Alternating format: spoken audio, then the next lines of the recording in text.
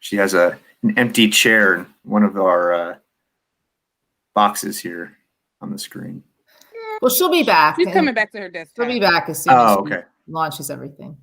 Yeah, she's going to come back to her desk to do her presentation. Okay.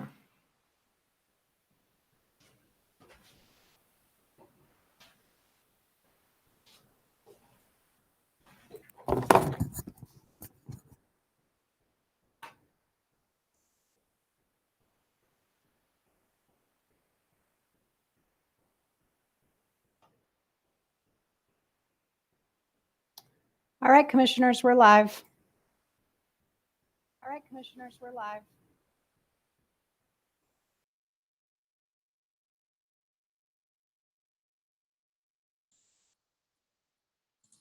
Welcome to the February 3rd Planning and Zoning Commission meeting. The Planning and Zoning Commission will hear public comments only on items that appear on the agenda.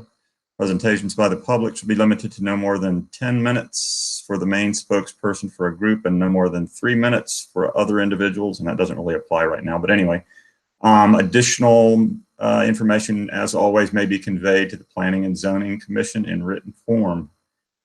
And we'll begin with approval of the minutes. No, we'll begin with roll call.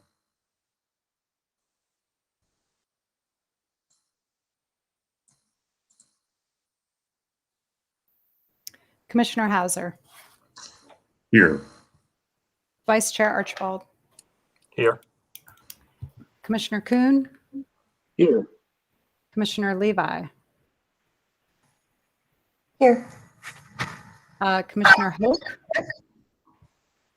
Here. And who am I missing? Me. Oh, Gia. sorry, Commissioner Rodriguez. I am here. Mr. Chair, we have a quorum. Very good. We'll begin with approval of the minutes from the January 6th meeting. Motion to approve. Second. We have a motion and a second. We'll begin with Mr. Hoke. Yay or nay? Yay. Mr. Kuhn. Yay. Mr. Archibald. Yay. Ms. Levi. Yay.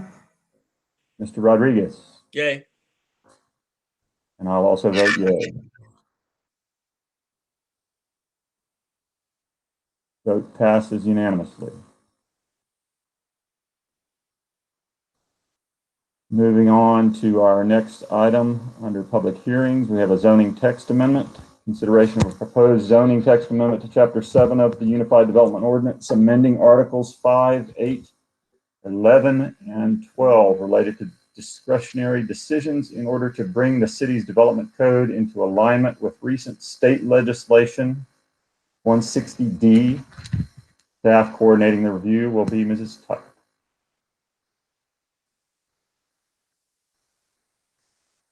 Shannon, you're muted. Oops. Thank you. Can you all see my screen with the slide presentation? Yep. Yes, great. All right, so this probably looks a little bit familiar to some of the commissioners when we brought before you some previous 160D amendments.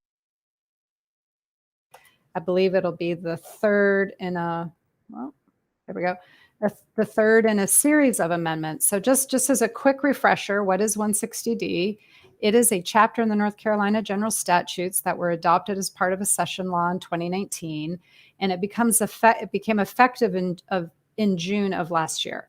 So it replaces the old 160A chapter, or much of that 160A chapter, not all of it, and 153A, which was the county's corresponding chapters. And these are the chapters that contain all of the land use laws of the state. So it takes those two chapters for city and county, combines them, and then also clarifies some things, reorganizes some of the information, and actually just sort of modernizes a lot of it. So it's generally felt to be an improvement, and it's not necessarily something that's meant to be controversial.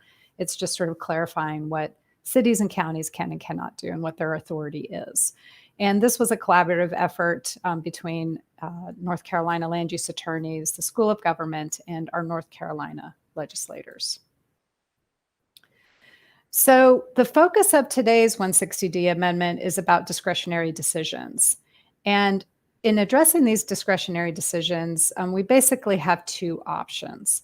And let me back up for just a moment to talk about discretionary decisions. So what I mean when I say that is throughout the ordinance, there are instances where you have a requirement, and then there will be some language that'll say, oh, but the planning director can, grant an extension, or the traffic engineer can make an exception.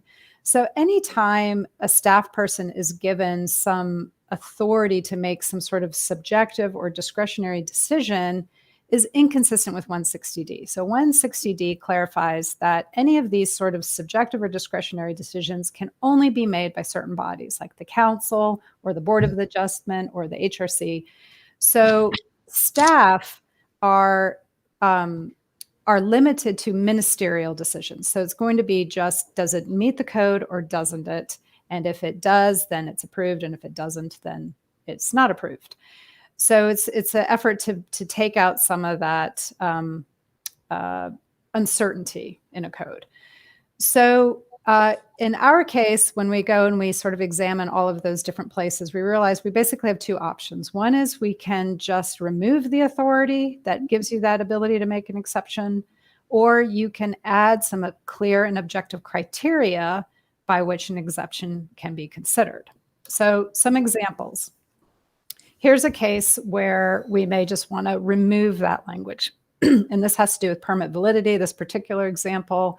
So a zoning permit's good for 1 year. And the existing language includes that sentence that's scratched out that says the director may grant a single extension of up to 6 months upon submittal by the applicant of sufficient justification. So there you can see the language is sort of discretionary, like what's sufficient, what kind of justification. So there's just a lot of questions there. And so in order to make it simple and clear, in this particular instance, we propose to simply strike out that language. So the opportunity for a single extension is just removed. And I'll say in most instances, we did review all of these instances with other staff, with the development services staff, with planning staff, as well as our legal staff. And most of that language, we felt very comfortable just eliminating. So it's usually because it's rarely exercised, or it's never been exercised to my knowledge in some cases. So there's really no harm in removing this. And that is the case with this 6-month extension. I think in my 18 years with the city, I think we've issued 2 extensions, maybe. And it always raises a lot of questions, and it's always a little bit confusing. And, when do you grant it and when do you not, and who grants it and under what circumstances, and what kind of information do we need to justify it? It just raises more questions than the benefit it provides. So that is the majority of the revisions. Here's another example with sidewalk standards. Sidewalks are required as set forth in 711-8. And then here's an instance where it says that they have to be 10 feet wide, or the city engineer may approve an alternative width based on the context. So here's another case where you're asking one person, the city engineer, to look at the context and determine whether or not an exception can be granted. So the other option that I mentioned was, besides removing that language, is you can add objective criteria. So I picked that sidewalk example on purpose because this commission has seen variances where a sidewalk, say in our downtown, it's a 10-foot wide sidewalk that's required, but the applicant just simply does not have the physical space between an existing building and existing transportation facilities. So here's an instance where maybe we want to consider an alternative, or we want to add some objective criteria. So that's what we've done. Now, we didn't do it under the sidewalk section. We did it under the fee in lieu section. So we're saying that you can pay a fee in lieu of that sidewalk if these conditions exist. And we came up with 7 different situations where if you met this objective standard, then you could pay a fee in lieu of that sidewalk. So the very first one you see there is that there is that where the sidewalk is proposed to be constructed, that there basically isn't. Wait, is that the right standard? So I was proposing constructing existing right of way. Yes, where there isn't sufficient easement width without reducing the existing transportation facilities, and the adaptive reuse or preservation of an existing building or structure prevents extending the sidewalk onto private property. So in those past instances where you heard variances, you won't be seeing these variances any longer because somebody can just pay a fee in lieu of being required to do that sidewalk. Or I anticipate that you won't see any variances. It's still technically an option available to somebody. If they really feel like they don't want to pay the fee and they really can't do it, they can still apply for a variance, but this gives them an option to just skip that process. Another example are our table of uses. There's been, besides 160D, there's been other case law that says that basically what we do in our ordinance, where it says if it's not listed as a permitted use in that zoning district, it's prohibited. You can't do that.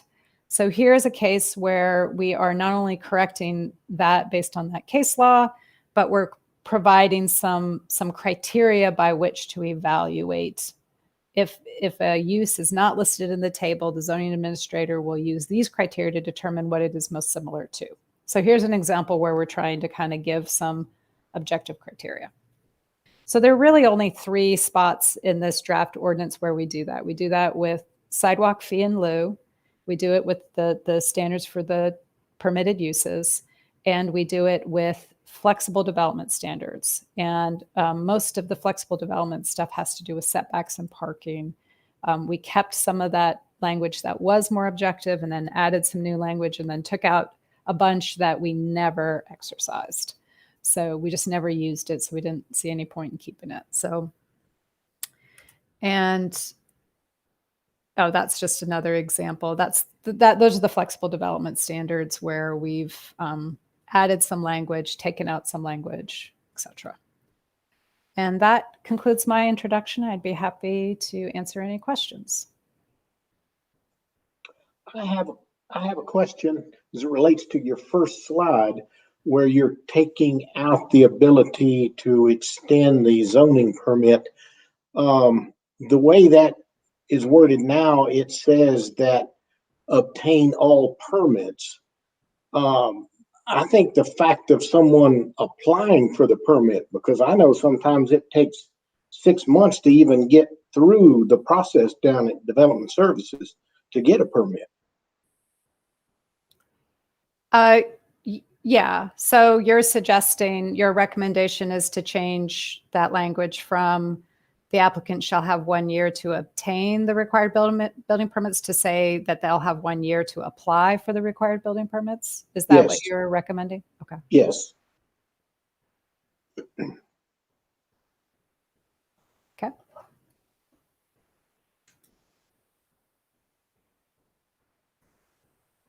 Any other questions or suggestions? Question on that sidewalk fee in lieu, Shannon. I mean, so the fee in lieu is only for the part that they couldn't do. I mean, in reading that, right. I mean, the one that instantly comes to mind was that one on South Lexington, even though there was a sidewalk already there. But let's just say it wasn't. They could only build, say, a 6-foot sidewalk. They would be required to build the 6-foot sidewalk and pay the difference between a 6-foot sidewalk and a 10-foot sidewalk. Is that? That's correct. Okay. That's exactly right. Okay. And then, and this kind of, I think, gets into the discretionary thing. In looking at those red lines you sent on page 6, where it's talking about, it's in the urban place district. It talks about, providing pedestrian amenity, 50% reduction on the number of parking spaces if they provide transit shelters, pedestrian amenities, and bike racks. And then the part that gets cut out is if those amenities are determined to offer significant multimodal transportation benefits. Is there some way to just cut out only the part that talks about the planning and development director determining that?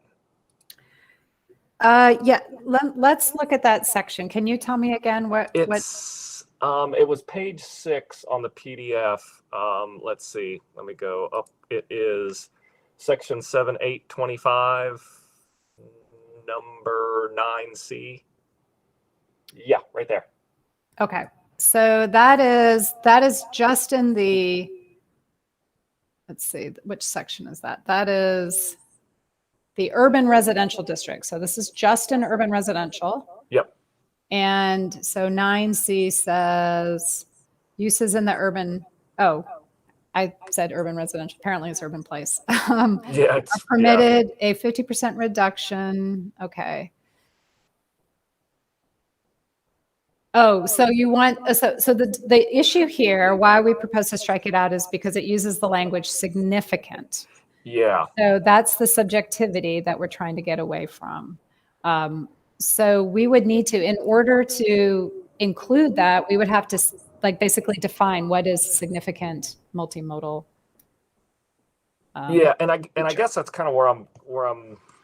I don't know the solution to it, but I would hate to just say, oh, the developer has, they put up a transit shelter and they got a little, 3-bike rack out there, and it's called, like, that's it. Then they could get the reduction. Like, it seems like there needs to be some quantitative standards for what would permit them to have that for 50% reduction. Does that make sense? Yeah, and that's exactly what we need, are those quantitative standards. So we would need to know what that is. So I guess when we reviewed this with the transportation staff, they felt okay that in this particular urban place is a very urban-oriented development. So we're expecting it to not have as much surface parking. So we're kind of giving them an easy 50% reduction. Okay.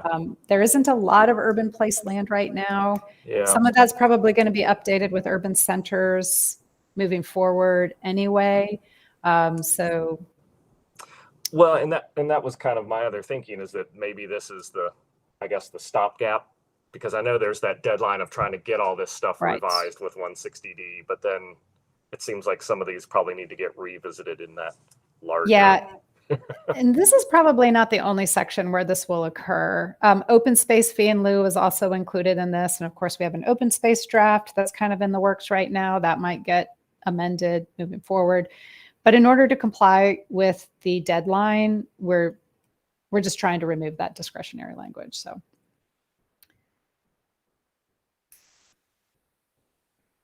Any other thoughts? Gold star to Joe for looking through the red lines. I was doing it before I logged in. 11th hour.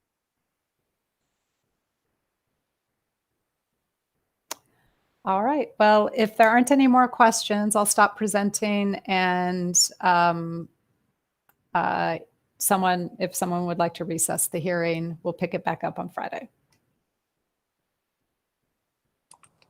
I'll make a motion to recess the hearing on the 160D changes until the meeting on Friday, the 5th. I'll second that.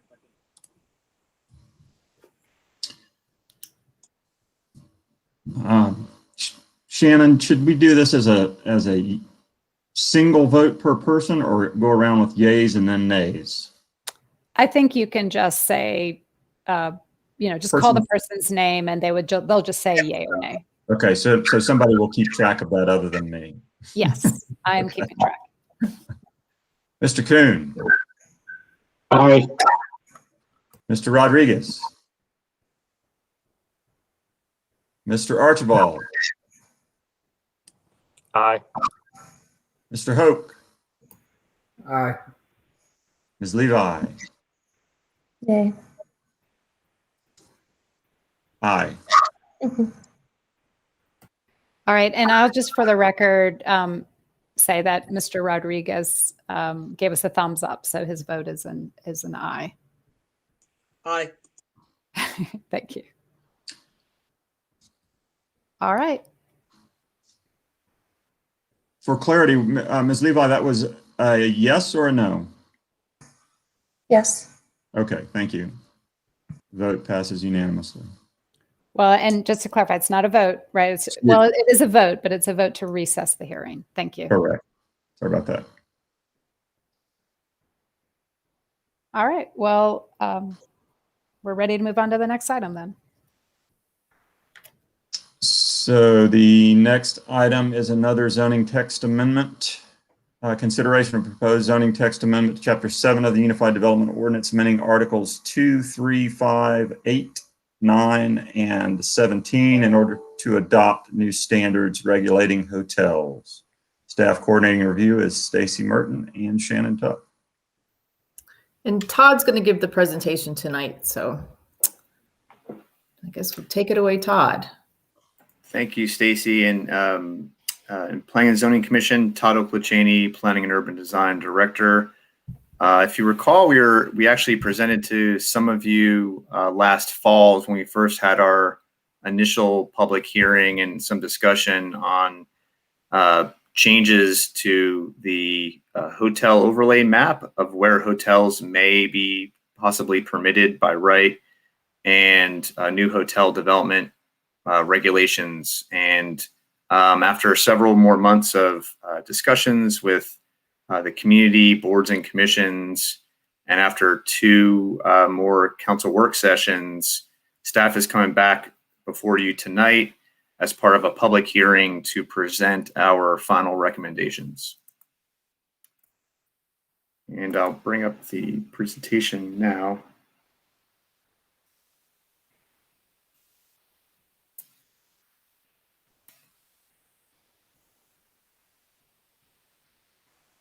And if someone could just let me know, can you see the presentation? Yes. Okay, great.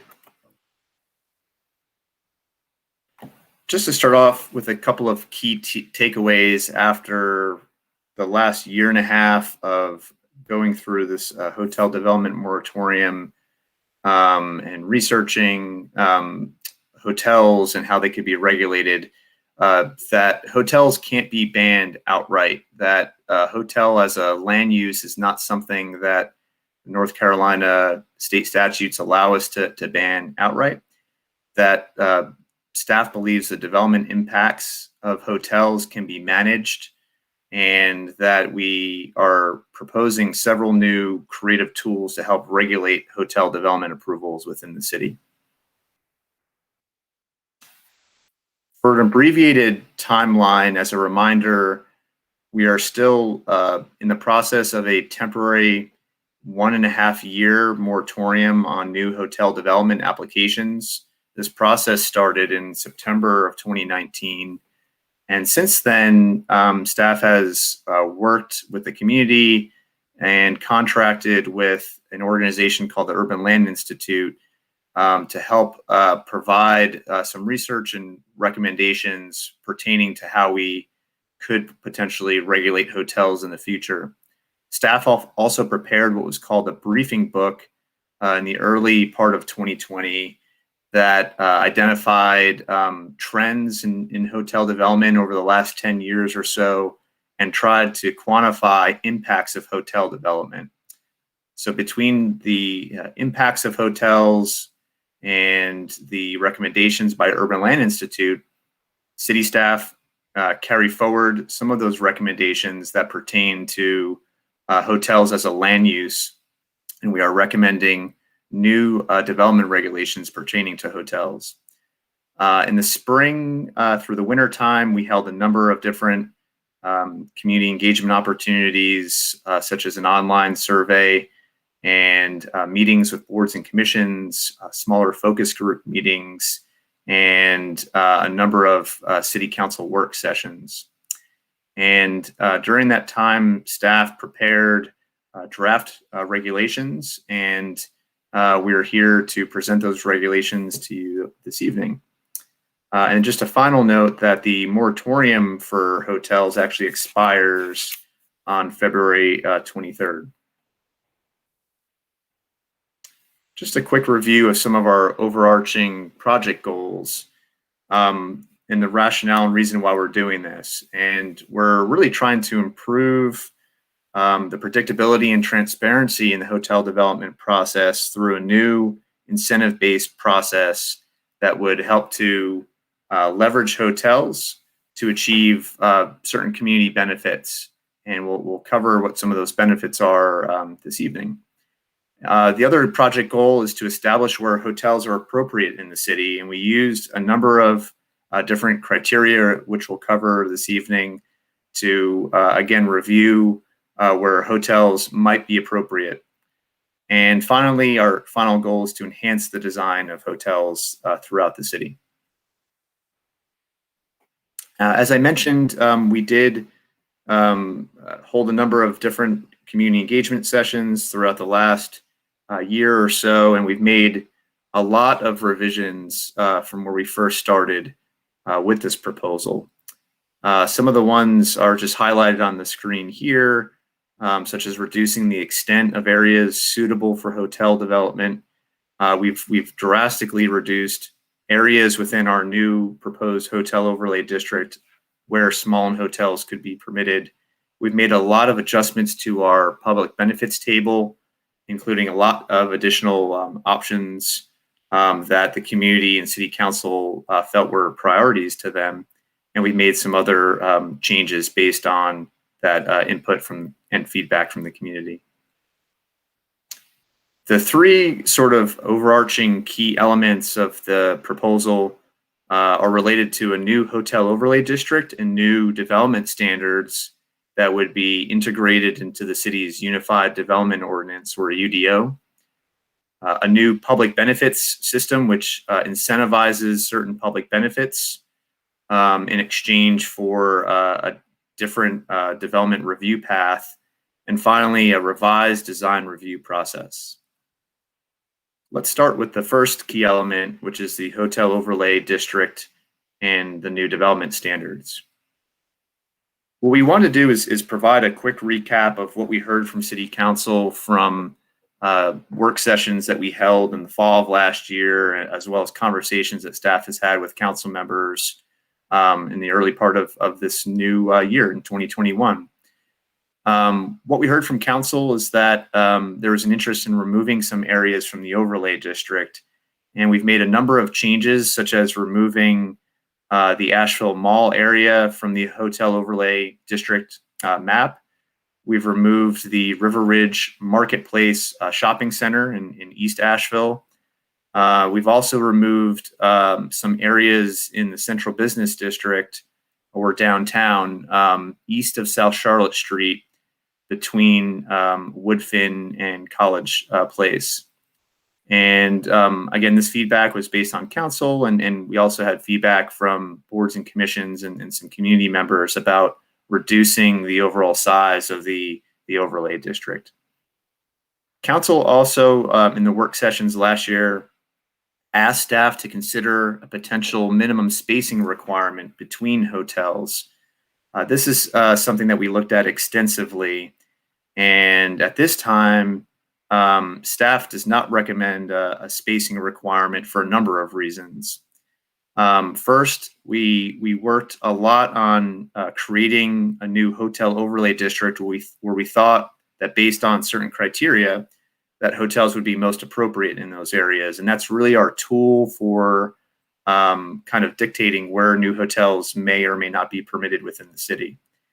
Adding a spacing requirement also has some potential unintended consequences. One of those consequences could be that a developer could potentially purchase lots in certain areas of the city that are identified on the hotel overlay map and hold on to those properties, and then nothing happens with those properties in order to prevent another competitor from purchasing that lot to redevelop. It's possible with the spacing requirement, it would also create market volatility that a developer might purchase a piece of property, and then their neighbor proposes a hotel application, and that would create volatility in the marketplace. And then finally, a spacing requirement might actually end up pushing hotels into other areas of the city where they're not desired. And again, our map is our main tool that we have to try to manage the location of hotels better than we have been managing in the past. What staff is recommending is that we can update the Living Asheville Comprehensive Plan to address the concern of clustering of too many land uses, such as hotels, and to encourage a mix of uses. The plan has a future land use section where we think it's appropriate to add additional language in the near future that could address that concern about a clustering of hotels and provide some additional tools for when decisions are made about hotels. The clarification of definitions for hotels is something that we've also worked extensively on. In particular, there was a concern about how short-term vacation rentals are addressed within staff's recommendations. Short-term vacation rentals for individually owned or managed or operated short-term vacation rentals are not something that we're addressing with these changes. Currently, short-term vacation rentals are prohibited throughout a majority of the city, except for a zoning district called the Resort Zoning District, which is a very limited area within the city and includes such parcels such as the Crown Plaza Hotel and the Grove Park Inn.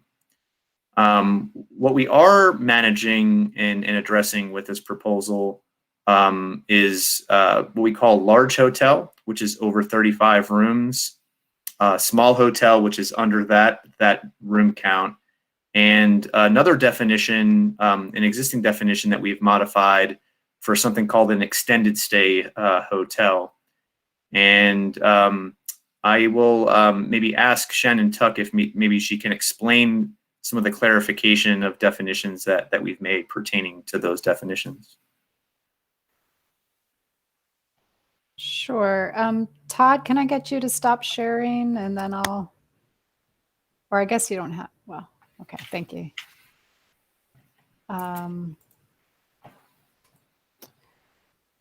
Give me 1 second. I think it's easiest if you guys actually can see the changes that we're talking about. So let me get those up here for you. Tell me when you can see the text that says suggested changes to hotel ordinance. Yes. Okay. So the ordinance that was included in your packets included the first two definitions, hotel, comma, small and hotel, comma, large.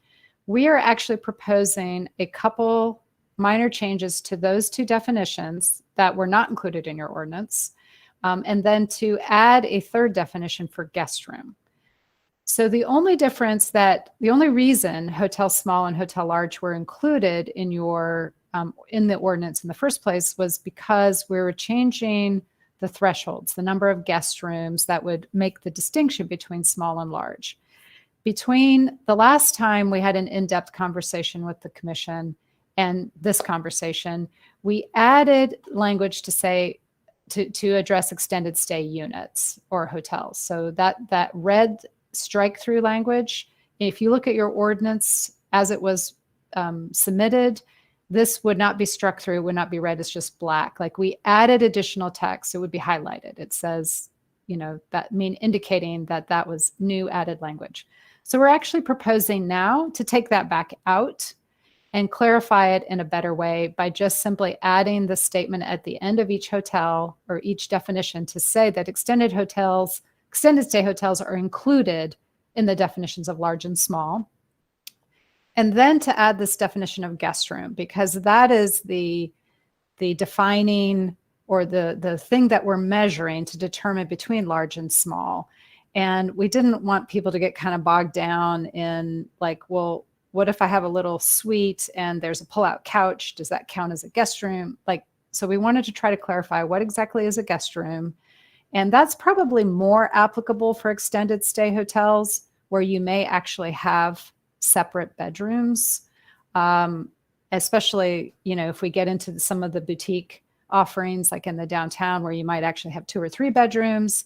So we want to make sure that the impacts of those units are measured appropriately and that we're using the same standard between a regular hotel and an extended stay hotel. So we're just looking at the guest rooms to determine what is large or small. So we think this is a better way, a more clear way to define those large and small thresholds. And that's all. So we would just ask that when it comes time to vote, that you vote with this small correction. And just to add some additional context, thank you, Shannon. An extended stay hotel, the way it's defined in the UDO currently is that it includes, it is a hotel. It's managed by one management company, one entity, and it includes some additional amenities such as a kitchen and or a living room. Those extended stay hotels kind of look like apartments, in the inside. And we wanted to make sure that this definition is reflecting also kind of current land uses and what we're seeing today. One of those types of land uses is something called, for lack of a better word, it's like a short-term vacation rental hotel. What is that? We've seen some applications or some proposals that have come through more recently where a hotel is managed by one management company, but they advertise the units on a platform like Airbnb or VRBO. They might also, we've seen large companies like Marriott or Hilton also utilize that model where you could secure your hotel room on Marriott or Hilton, but you could also look on Airbnb and find those individual units available for rent. So we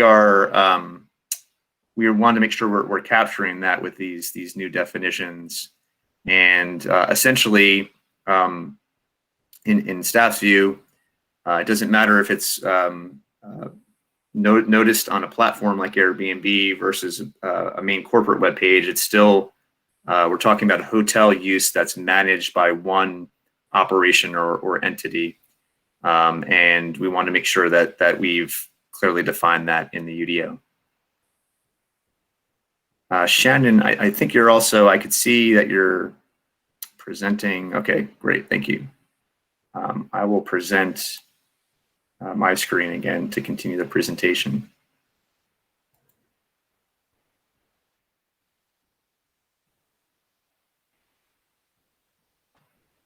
And can everyone see my screen? Yes. Yes. Great. Yes. So let's talk a little bit about what the new development review process would look like in this proposal.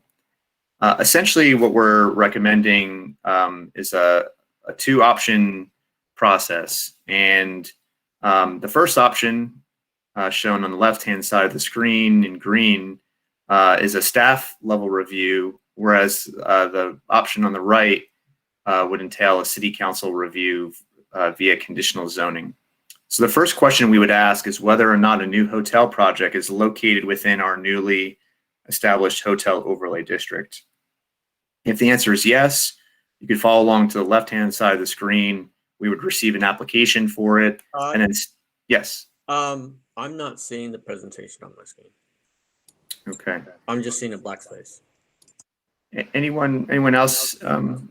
Yeah, same thing. It's funny, I can see it. Yeah, that's odd. I see it too. Sometimes when you leave and come back, the presentation comes on. I don't know why. Okay, maybe I'll try to stop sharing and try it again.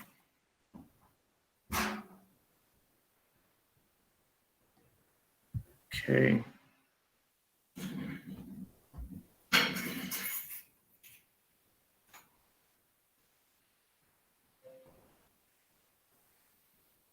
That did it. Can everyone see it now? Yes. Okay. Okay, great.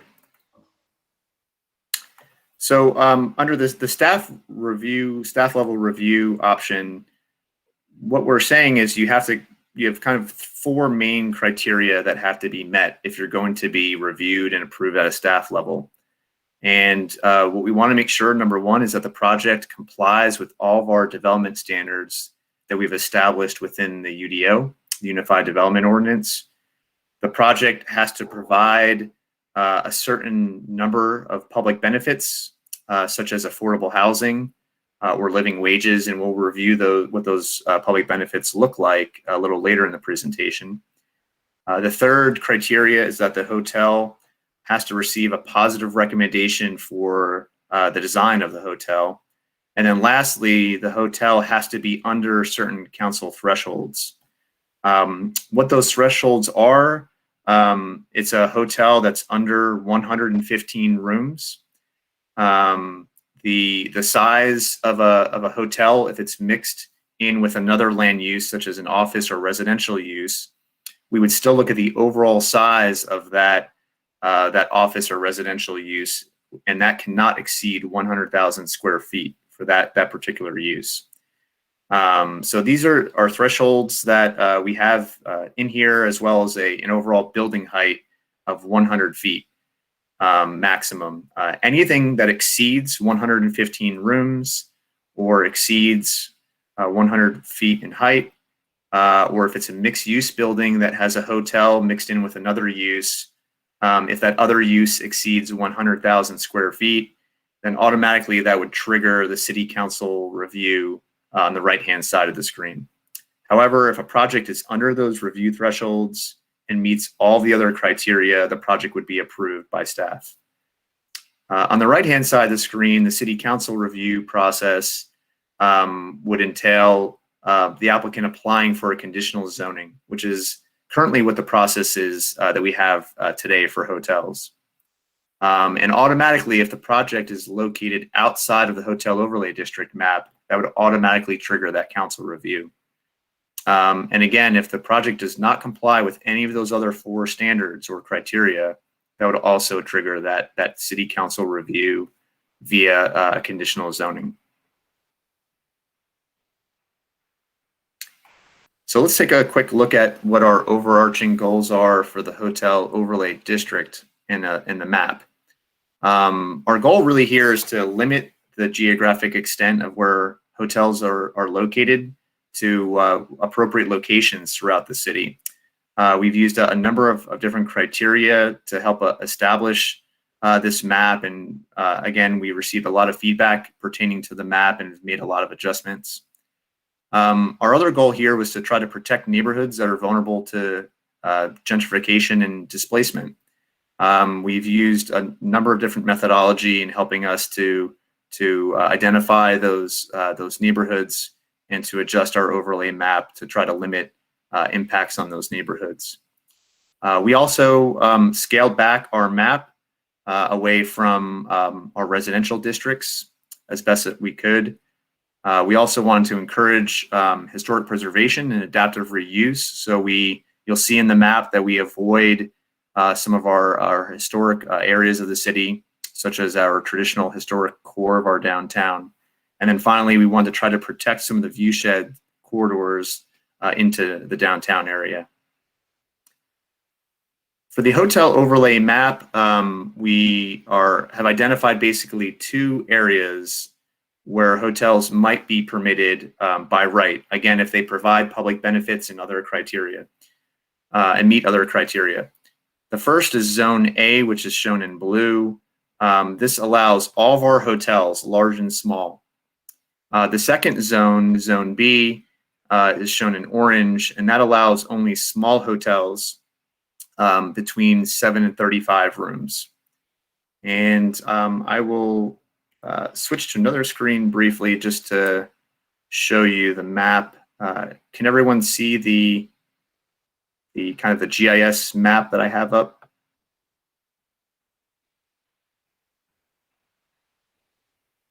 Everyone's saying yes. Yes. Yes. Okay, thank you. Sorry, I can't see everyone, so just, yeah, appreciate that verbal notice. But I'll zoom in first to kind of give you an idea of what it looks like in the downtown area, and the riverfront, and Tunnel Road. So as I mentioned, the blue area would be areas in the city that would allow all hotels, large and small. In the downtown area, you can see there are some areas in the western part of the central business district, near I-240, for example, as well. The orange area would allow those small hotels up to 35 rooms. And this is kind of like our historic downtown core, where we would rather prefer adaptive reuse for any new hotel projects. In the riverfront, again, you can see where some large hotels could be permitted along the Riverside Drive area. But as we get closer to some of the residential areas, either hotels wouldn't be permitted at all, or we would only allow some areas for small hotels. One change that I would like to mention that we would make is that we would remove there's a parcel for the Great Eagle music venue that we would remove from the small hotel overlay, and we would recommend removing that from the map. And some of the criteria that we used, again, we looked at available infrastructure, whether these locations were if they were public transit was available in these locations, if they were located near commercial corridors to address some of the vehicular impacts of hotels, other infrastructure such as utilities and water and sewer. But again, we also wanted to make sure that we scaled back this map to avoid hotels being located particularly next to neighborhoods that are vulnerable to displacement and gentrification. In all, this overlay map represents less than 8% of all of land in the city.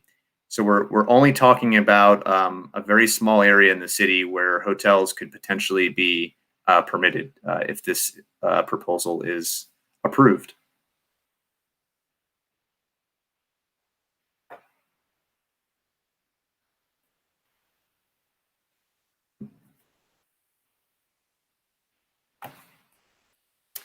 The other element of the development standards for hotels are that we're making changes to our UDO, or Unified Development Ordinance, to address site, building design, and operational standards for hotels. So examples of site development regulations would be like the setbacks of hotels, for example.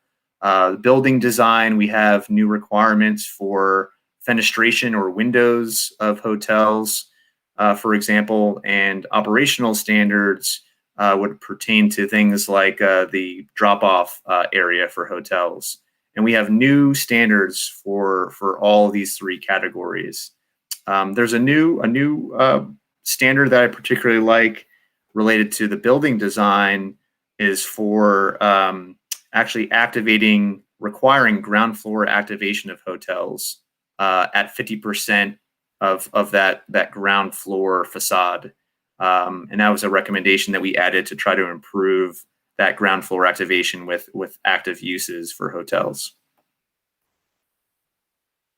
The second main element pertains to the public benefits in a table we've created in a new scoring system. So the public benefits, what we heard from council members wanted to make sure that we had options for reparations. As you can see on the right-hand side of the screen, we've added 3 options pertaining to a monetary contribution to a new reparations fund. The benefit would range from $2,000 per room up to $4,000 per room.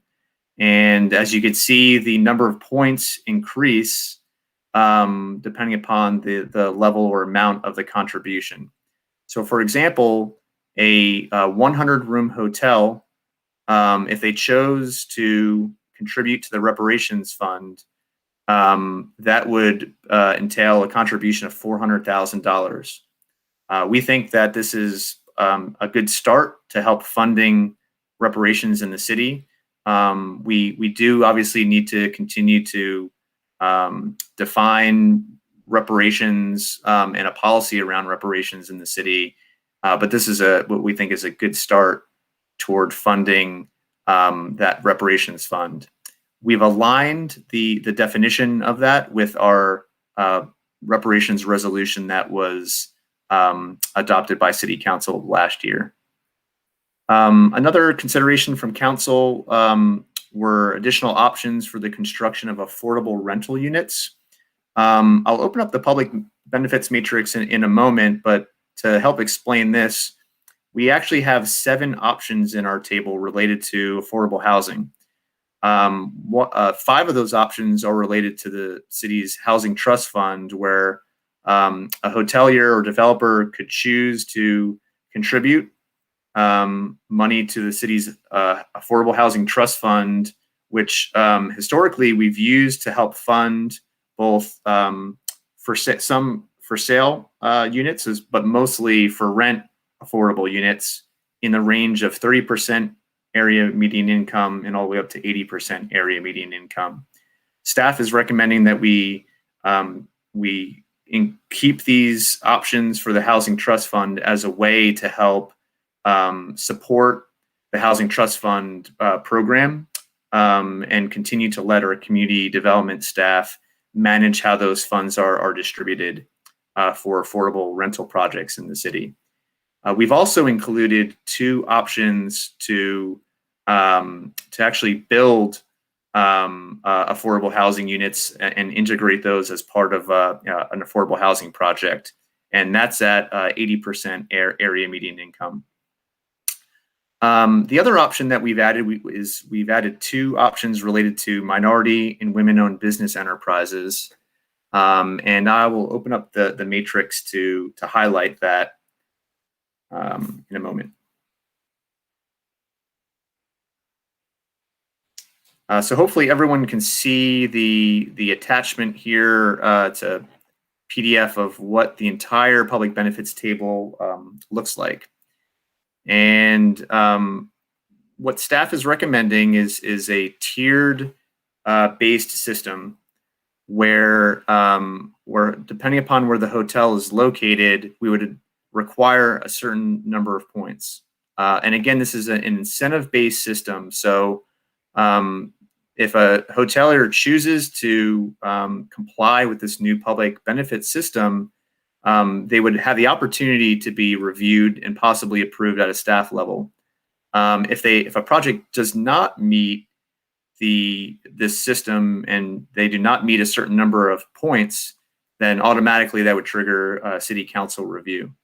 And this is a way for us to have a very standard, clear process for new hotel development applications, that everybody is playing by the same rules and everyone is aware of what our expectations are at the beginning of a project. At the top of the screen, you'll see kind of what this tier-based system looks like. And essentially what staff is recommending that for hotels that are in more urban areas of the city, such as the Central Business District, Biltmore Village, or the River Arts District, we would require a higher number of points, and it's based on the hotel size. So as you can see, a hotel room under 35 rooms would be required to achieve 100 points from this table. A larger hotel would be required to achieve 180 points. For suburban hotels, which are areas located outside of the Central Business District, or outside Biltmore Village, or outside the River Arts District, we have a different scoring system for those areas. The way the table is organized, we have 3 groups, and the first group really pertains mostly to incorporating green building elements as part of the hotel. Group 2 includes all of our affordable housing options, an option for an employee-owned business benefit, providing living wages, transportation benefit, and something called a B Corp certification, which is a process where that includes a business that has sustainability elements baked into that organization. Living wages is also sometimes part of that. And contracting, as I mentioned, or supporting minority and women-owned business enterprises. And we have 2 options related to MWBEs.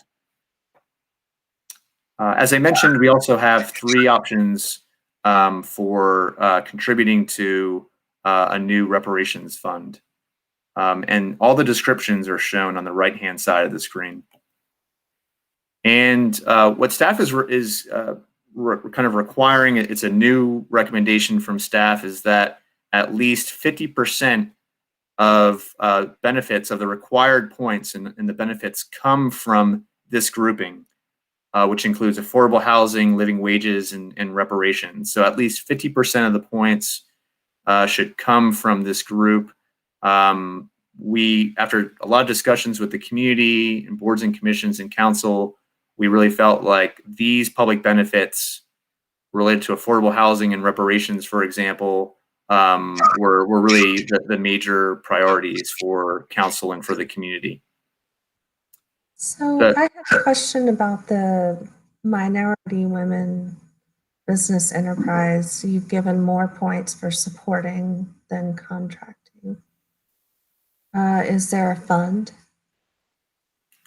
Yes, sorry, and this table doesn't include everything. We have some definitions that explain how some of these benefits work.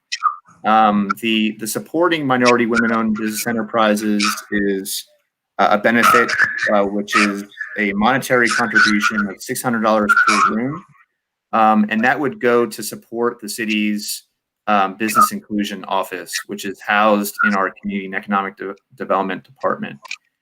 Contracting with minority women-owned business enterprises is a benefit that would occur during the construction phase of a project, where the project would have to meet certain minimum requirements for contracting with an MWBE. Todd, it's Gio. Yes. I just wondered, does that exclude, for example, MWE certified architectural and engineering firms working on the project? Does it exclude? I'd have to take a look at the definition. I'm not sure. Stacy or Vidila might be on the line. If one of you might be able to pull up that definition.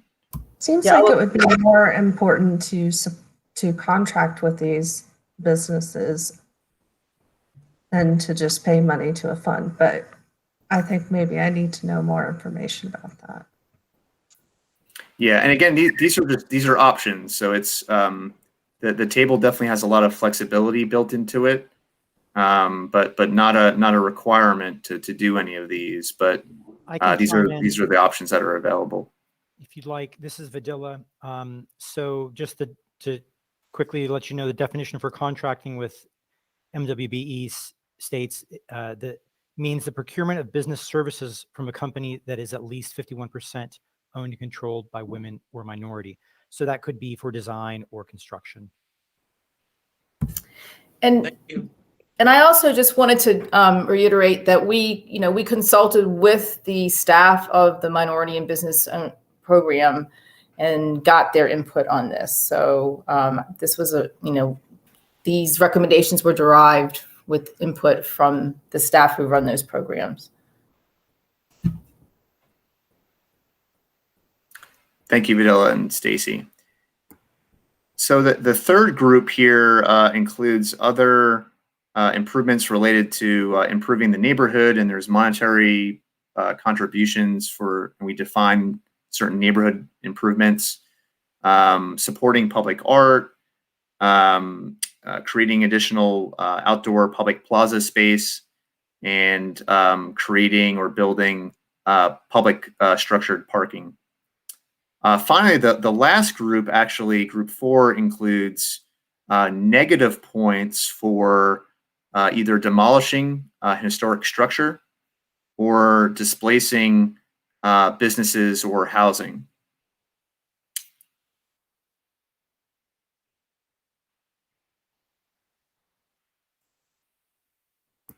Todd, Yes. I had a question. I don't know if it was before, but just this one is my understanding that there was a discussion at the council level, including urban renewal map and an overlay to preserve, designate the certain areas for future land uses determined for the future projects. And just asking about why is the map in the draft for the formations of the commission, is it getting closer? So we undertook last year. We begun as staff. We worked with a student from NC State to start to map and research urban renewal areas within the city and urban renewal properties.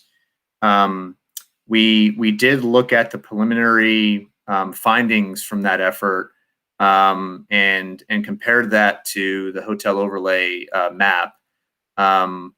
What we found is that there was some overlap for some areas on Cox Avenue and Ashland Avenue, where the overlay map was located in, which is actually a study area for the urban renewal program. What we recommend is that we continue to look at that data and refine it and understand that data, because currently the urban renewal map, as I mentioned, it's in very draft and preliminary form. There's a tremendous amount of research that has happened and has to happen to refine and understand that data. But our understanding is that the boundaries that are shown on that preliminary urban renewal map are more for what the study area was for urban renewal, but not necessarily, that study area doesn't necessarily include all parcels, or not every parcel within that study area was either impacted or acquired via urban renewal. So we think we really need to try to better understand that map and that data. The preliminary research shows that at least along Cox Avenue, we are still researching to see if any properties were acquired via urban renewal. It so far doesn't appear so. Some of those properties seem to occur on Ashland Avenue, and then the other area in the urban renewal map where there is some overlap with the hotel overlay district is in Depot Street area. And again, we haven't uncovered yet any specific parcels that were acquired by urban renewal, and that's some of the additional research that we're currently in the process of doing and trying to find out. But with the exception of Depot Street and Ashland Avenue and some areas of Cox Avenue, those are the only areas where there was some overlap with that preliminary urban renewal study area that we've begun to try to identify.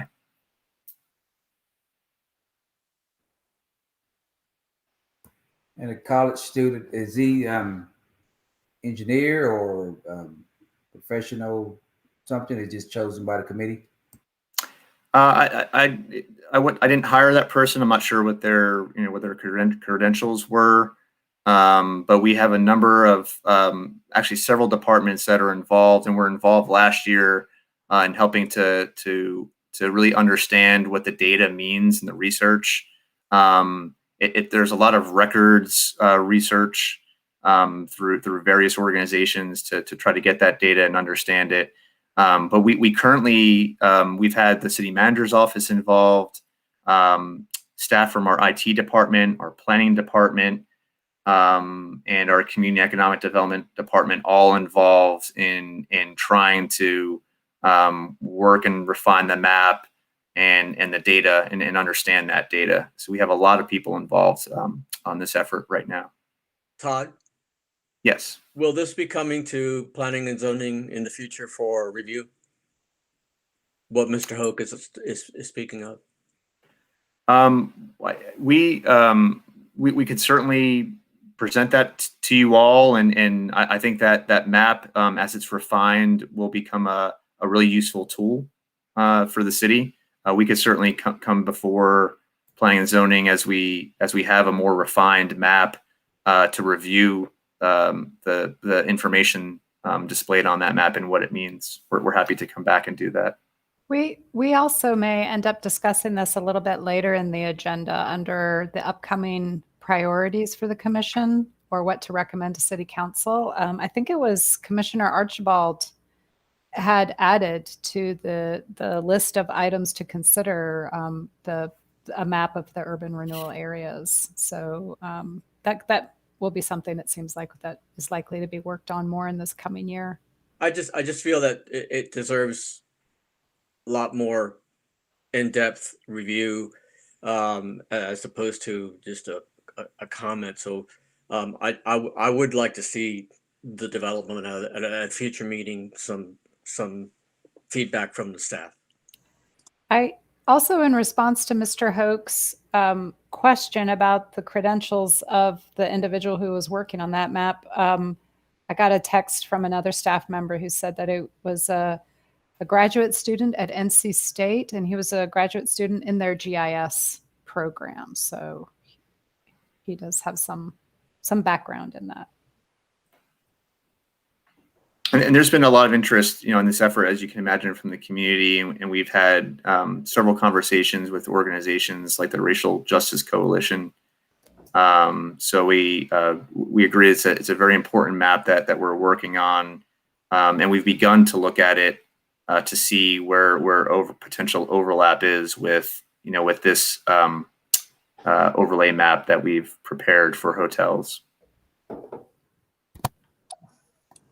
Todd, just while we're keeping on that, is there any, or was there any staff consideration of perhaps temporarily maybe pulling out those areas that are at least initially identified, like you mentioned, the Depot Street area and perhaps the Cox Avenue area from this hotel overlay district? I mean, I know the other one, there's still the South Slope corridor study. It's not a corridor study. That South Slope visioning plan that's going on. And I wonder, I'm just curious if that was discussed at all, the idea of just kind of, maybe this can get added later, but maybe right now we should pull it out.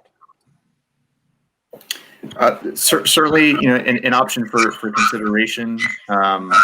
We really felt like so far the data that we have is somewhat inconclusive, and we're trying to understand and sort through the data for urban renewal areas. But certainly that is an option that could be considered if that's the direction of this commission. Thanks. Going back to the minority women business enterprise, could you all please send me some information on that? I feel like we didn't really get in depth on that discussion as much as I would like. Certainly, and all of the recommendations for that should be in your packets for under the draft ordinance. And if you have any additional questions about that, we're happy to try to answer those.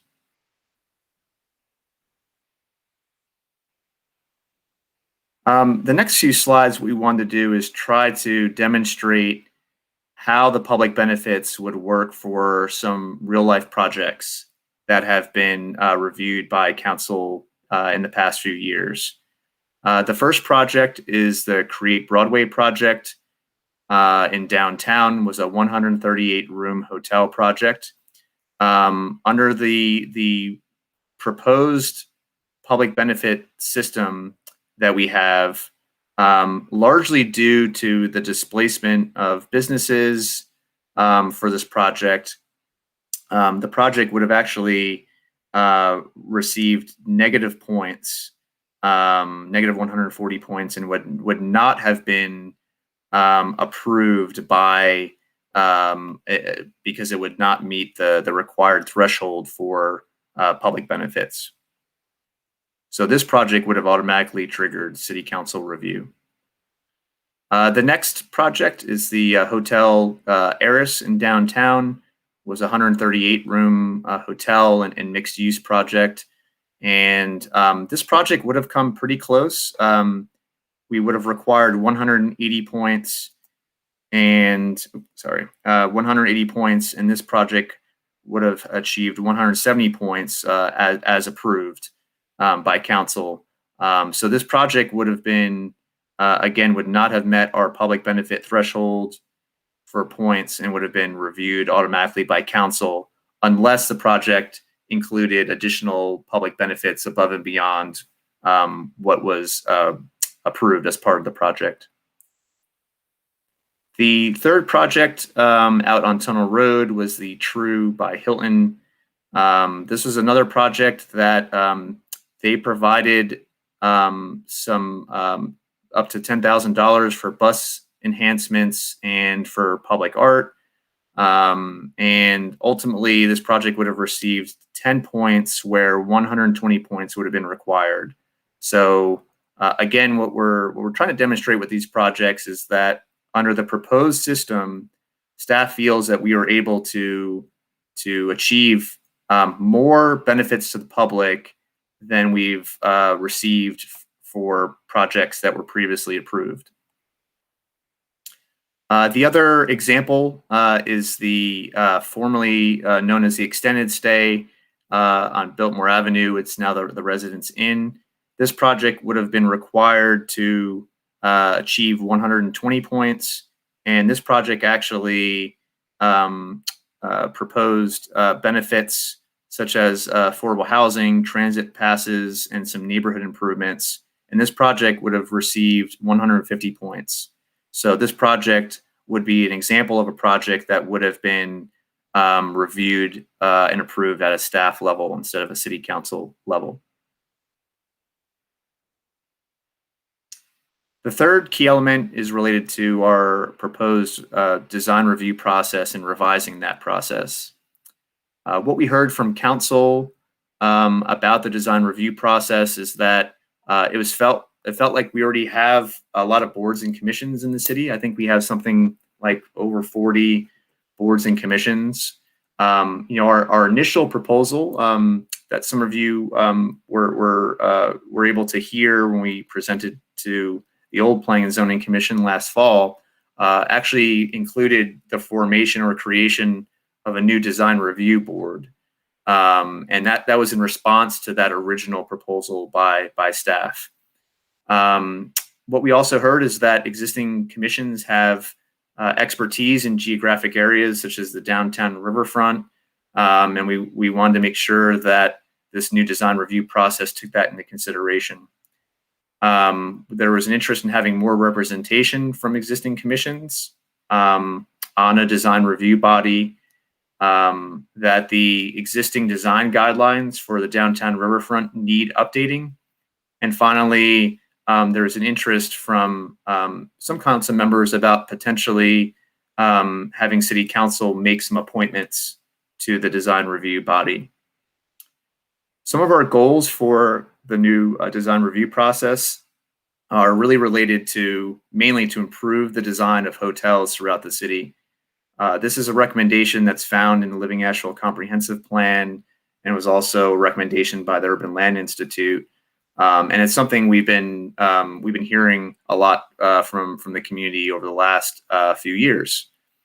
Our other goal is to try to make the process more efficient for the design review process. That currently we have multiple design review bodies, such as subcommittees for the downtown and riverfront, and that we have an opportunity to have a more streamlined and more efficient process. The other goals, I won't read all of these, but we feel like there are a number of different goals that we're addressing through our recommended changes to the design review process. What staff is recommending, and this is a change from our initial recommendation from last year, that instead of creating a new design review board, our recommendation now is to combine the two existing design review committees of the Asheville Area Riverfront Redevelopment Commission and the Downtown Commission Design Review Subcommittee into one new committee. The chart on the left tries to demonstrate what the existing process is. So again, as I mentioned, the Riverfront Commission and Downtown Commission today both have a subcommittee that provides a design review function. The commissions for the Riverfront and Downtown then vote on the design of the project. And the project type is that they're reviewing what we call major works projects. These are larger development projects in the Central Business District and in the riverfront areas, including larger hotels and residential and office type uses, mixed use buildings that are in the downtown and riverfront. Our recommendation is to combine the two subcommittees for downtown riverfront into one joint downtown design review committee. And the committee would continue to review all of these larger development projects in the Central Business District and in the riverfront area, with an additional responsibility of reviewing all hotel projects citywide. And this is a way to try to improve the design of hotels, not just within the downtown riverfront, but again, all hotels throughout the city. This slide tries to demonstrate what the flow chart would look like for this process. So after staff reviews the application, we would look at the design guidelines. We have new proposed design guidelines for hotels.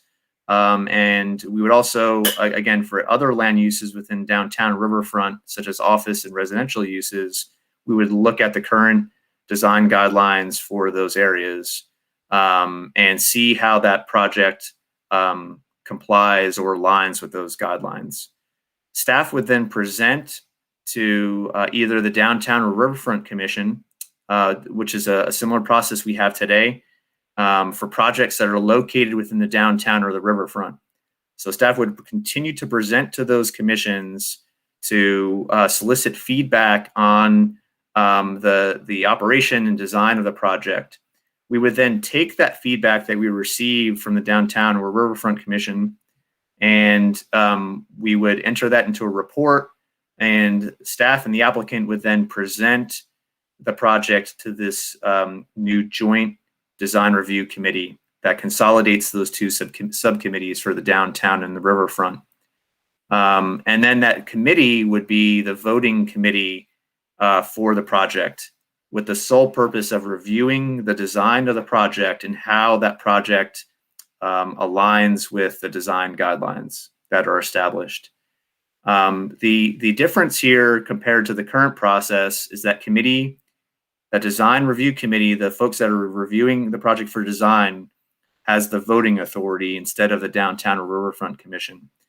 The other change, as I mentioned, is that this joint design review committee would review all hotels citywide. In terms of the membership of the committee, staff recommends that the committee would have 9 members, that the Downtown and the Riverfront Commission would each designate 4 members to serve on that joint design review committee. This would ensure that there's still representation from the downtown and riverfront on that committee. They could be members that are on the Downtown Riverfront Commission, but they don't have to be. They could be other design professionals in the community. Finally, the Joint Design Review Committee would also appoint 1 member as a community member at large. And in total, that would be, again, would result in 9 members on that Joint Design Review Committee. In terms of the qualifications of the committee, staff has put together some language that the members should have a special interest, experience, or training in architecture or design or planning. And what this means is that we're looking for design professionals, but we're also we want to ensure that there's diverse representation on that committee.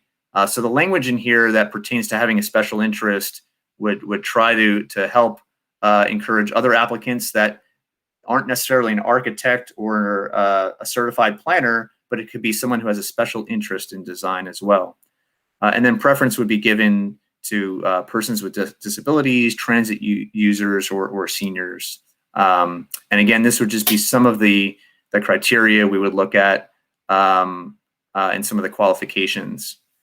And again, some of the outcomes, this kind of relates back to some of the goals of the design review, this new design review process. But again, we're trying to strengthen design review throughout the city. We've created new design guidelines for hotels. We're expanding that review of design of hotels to be citywide, not just within the downtown and riverfront. We're looking at trying to make a more efficient process by combining the two existing committees. We feel that the structure that we're recommending would entail grouping together design professionals where we might be able to make some more progress toward evaluating our current design guidelines within the downtown riverfront areas.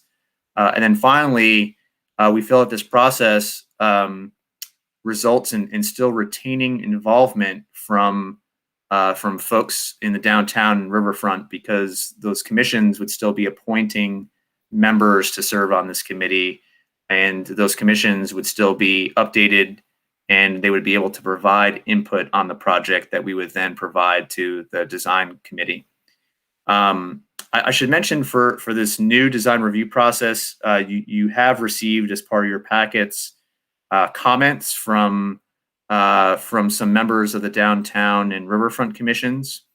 Some of the concerns that have been expressed about this process from the riverfront's perspective, the chair was able to poll the members of the Riverfront Commission, and some members were concerned about that by combining two existing committees, they would have additional responsibilities above and beyond just the one geographic area that they review projects for today. So members of the committee would be reviewing projects not just in the riverfront, but also downtown and then hotels citywide. There was a concern that might be too time intensive for those design professionals. There was also a concern with I think just the overall process, or maybe a preference to keep the process as is. That the Downtown Commission would continue to review projects in the downtown. Riverfront Commission would continue to review projects for design in the riverfront, and then that a new joint committee could be formed only to review hotels that are outside of those two geographic areas. So that was a recommendation that was provided in that feedback from the chair of the Riverfront Commission. There were a number of other concerns, again, provided in your packet. What I would say is we've looked at a lot of different options for design review. It's a very complicated, it can be a complicated process. Our intent was always to try to align our recommendation with the goals that we established, and we really tried to listen to feedback that we received last year from those commissions and tried to make changes to ensure that those commissions, the Downtown Riverfront Commission, were still involved in this process. And we've made changes to ensure that there's representatives from those commissions that would serve on this new joint committee for design review. This is a process that we feel has worked. Having one design review body that's worked well for us for our Historic Resources Commission. As you might be aware, we have 4 local historic districts throughout the city. We don't have separate design review bodies for each of those districts, as unique as they might be, but we have one design review body, the Historic Resources Commission, that performs that review for all of those areas. We were also able to look at I believe, about 10 to 15 cities throughout the Southeast. And, Asheville is unique in that we have multiple design review bodies currently. All cities that we looked at have one design review body and not multiple design review commissions.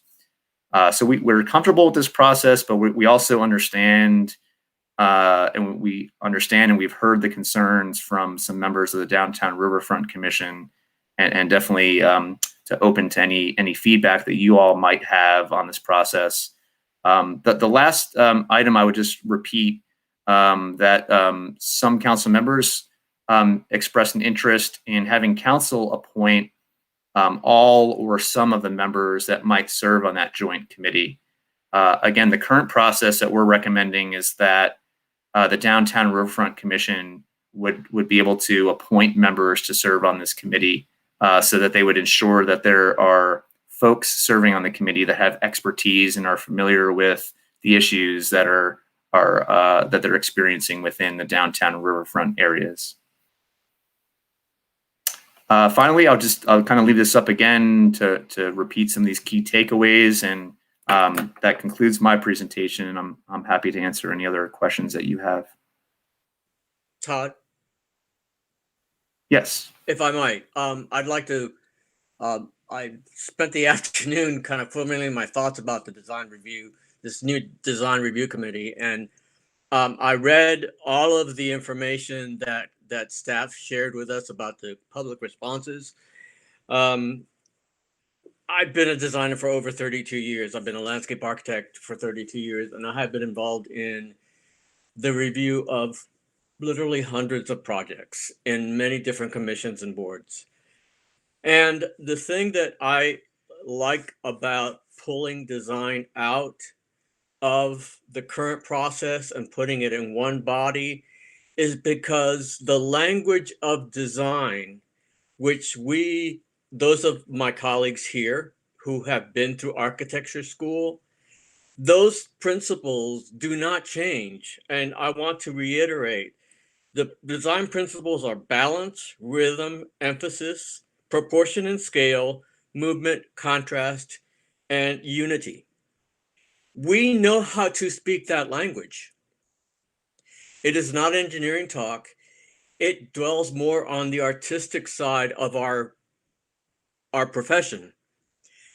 And whether it's, I pulled out some quotes, and one of the quotes was, these are very different areas of expertise and issues. Correct. But those commissions will still be dealing with policy and goals and so forth. This new board would be simply looking at design, as I just stated.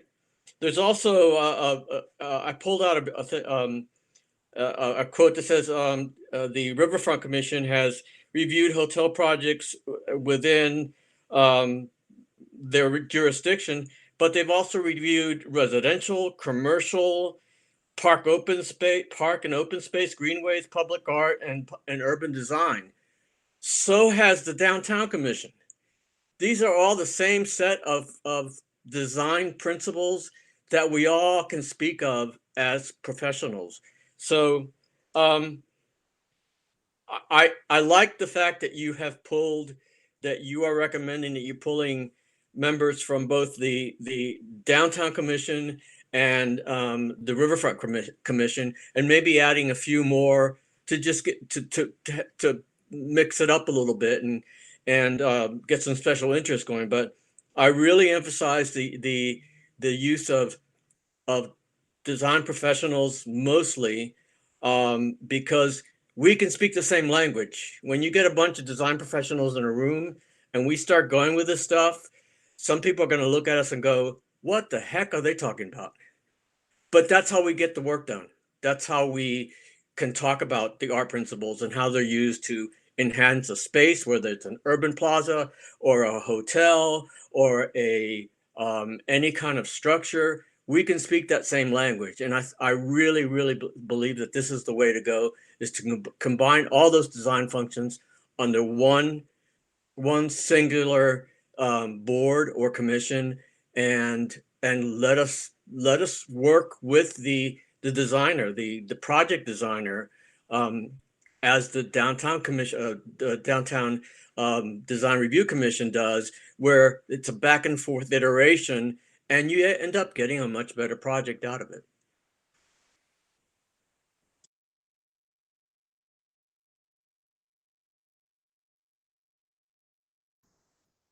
Can I ask a clarifying question, Guillermo? I wanted to know, you mentioned engineering, and I know that there's a member of the Downtown Commission review that I believe is a stormwater engineer, and I feel like his insight is pretty valuable to that review board. You're right. I think engineers bring a technical expertise that can help. Yeah. And one of the things, I'm glad you brought that up, Billy, because the several years that I've been on the planning commission, the fact that we have landscape architects, engineers, architects all working together, maybe we don't all know the particulars of the materials that we use, but we all complement one another.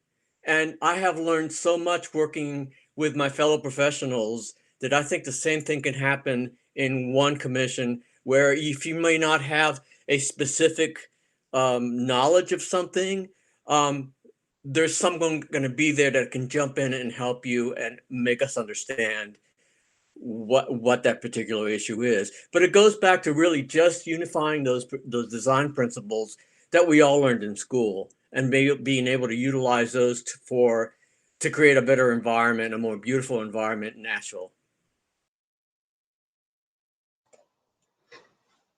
Todd, I have a question as it relates to HRC.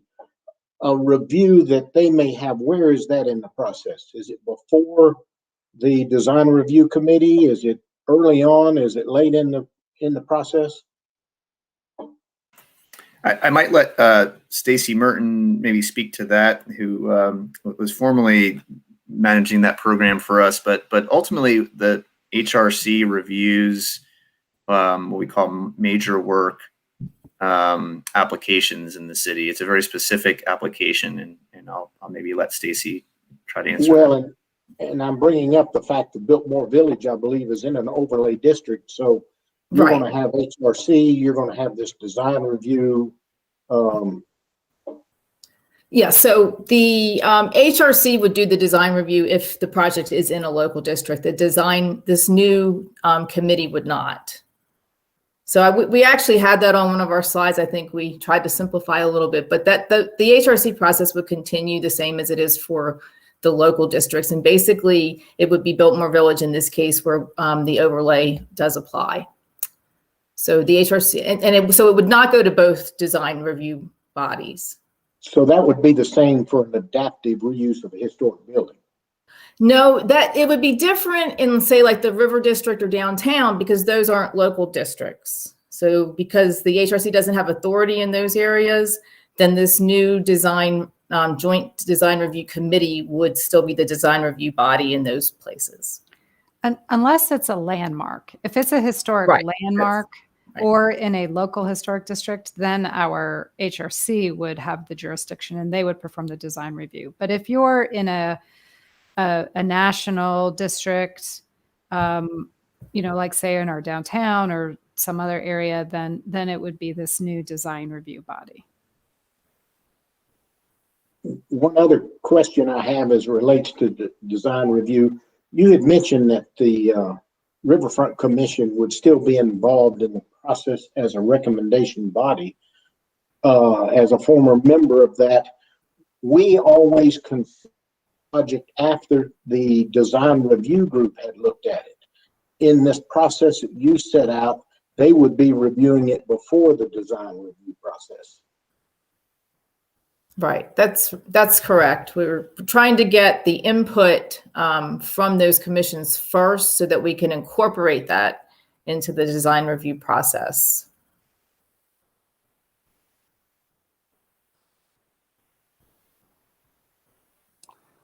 I have quite a few questions, comments. I don't know where you want me to start, but maybe I'll start with something that has to do with affordable housing in the ordinance part. If you want to know, so I'm looking at in the PDF of that ordinance, it's page 10, it's section 7841. It's the commercial expansion district parts where it's talking about density.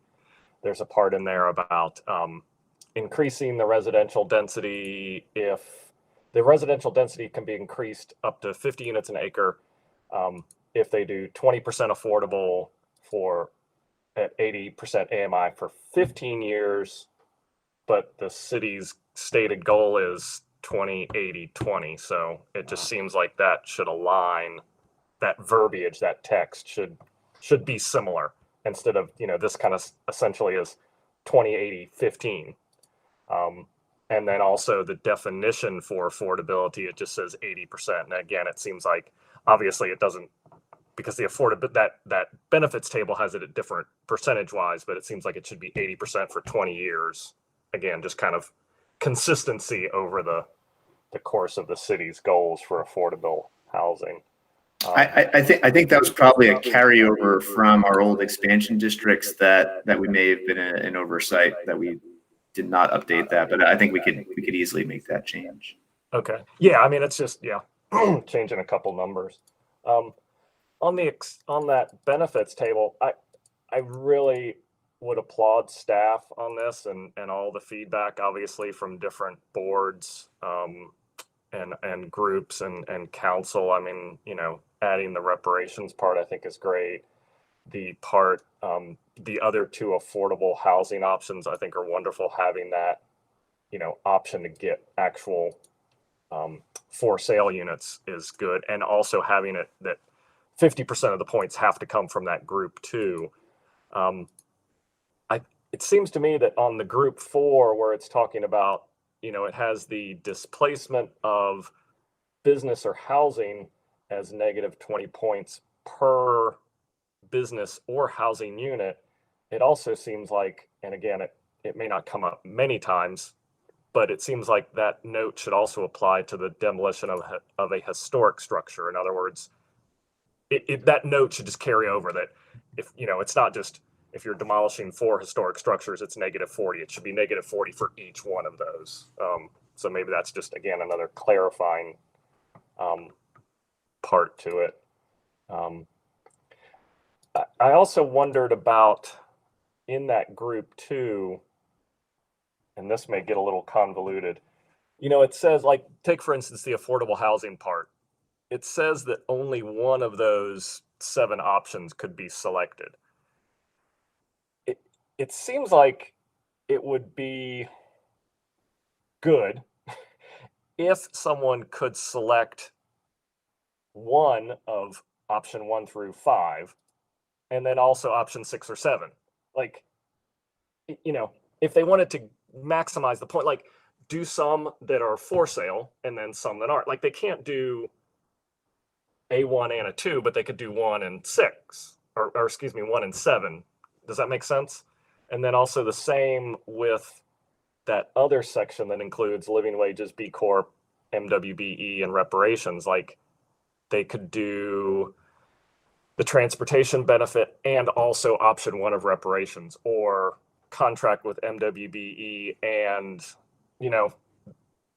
that it seems like they could select more than one from those. Like that would be a wonderful thing if they did, and to provide that as a maybe more incentive for them to give more public benefit.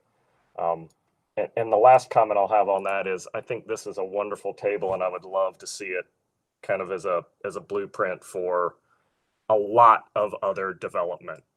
I can think of some that we're probably going to see in the coming months that have already created a huge public stir, where a benefits table like this would just be able to say, here, developer, these are the things you're going to need to meet. These are the things that we want to start seeing. So yeah, I think that to me, that public benefits table is just a huge win out of this whole situation.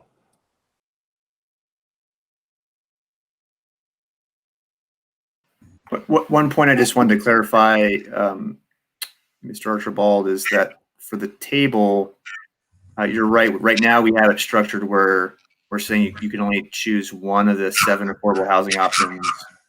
But for the other grouping, it's for living wages and B Corp certification. That out of those two, you can only choose one of those if you're going to choose those options.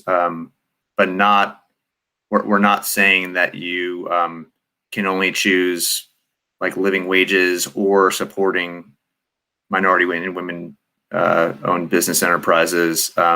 It's only the either or is the living wages or B Corp certification.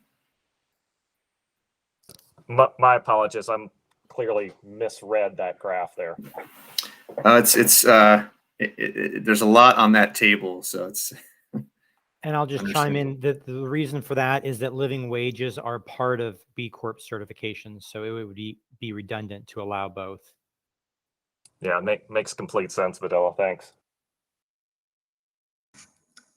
Yes, I do really appreciate the public benefit table as well. I know I keep harping on it, but the MWBE, the reason I have an issue with the weighted points is because you're actually weighing higher, paying the city $600 for recognition as that designation for city projects, and hotels are not city projects. So that doesn't really make sense to me. And also, I haven't received any documentation or found any on that particular line item in the table, in the documents on the website. And a lot of that information has been formulated, just as soon as I started on the planning board. So I apologize for not being up to date, but I still don't think it makes much sense.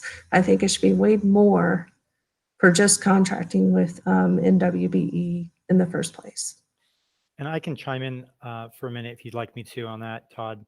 We can definitely take a look. It's true that the supporting MWBE doesn't have a lot of documentation because that is actually a program at the city that is being developed, and we can try to get more information from the program manager on that. But the idea was any developer is going to have to contract for services to build the hotel, whether it's design or construction. So the incremental cost of choosing MWBE services is not significant, so they shouldn't be getting a significant number of points. Whereas if you're contributing the $600 per room to a new city program to further support MWBE business growth and that program, that is a gets more points because it's not something inherent to hotel development.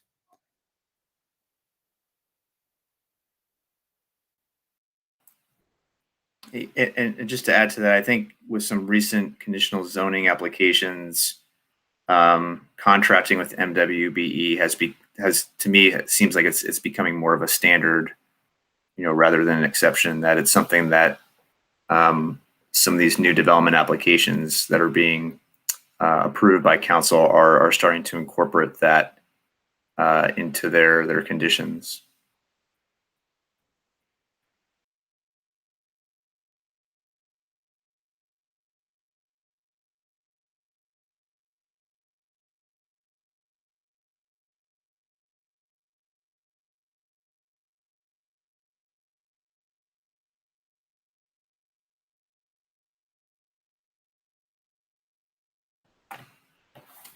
Any other questions, comments, recommendations?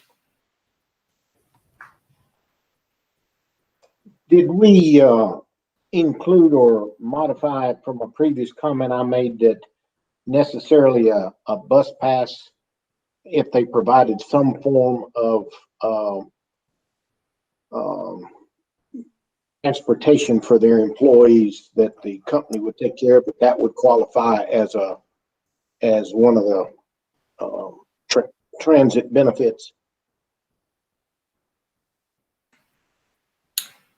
Yes, the transit benefit means that we define it as an employer procured Astral Transit System pass or other relevant employer provided transportation that's offered to all employees at no expense.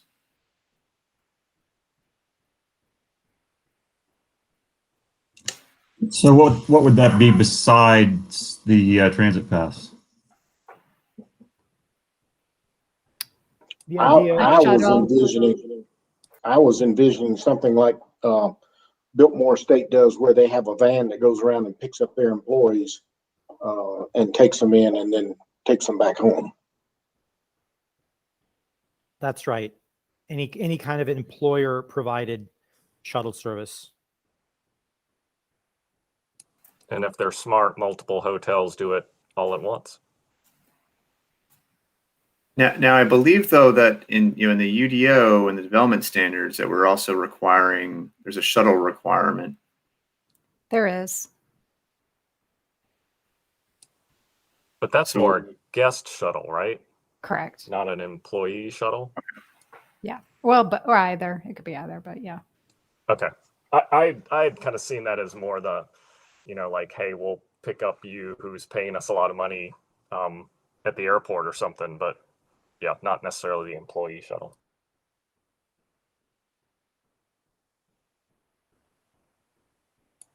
I think the only other recommendation I would have is going back to that discussion we had about the urban renewal map and those areas would be to kind of look at pulling those sections out, pulling out the sections where the current, whatever you want to call it, proposed in process urban renewal map overlay with the hotel overlay district map. Pulling those areas out of the hotel overlay district map, like you mentioned, Todd, that one specifically along Depot Street.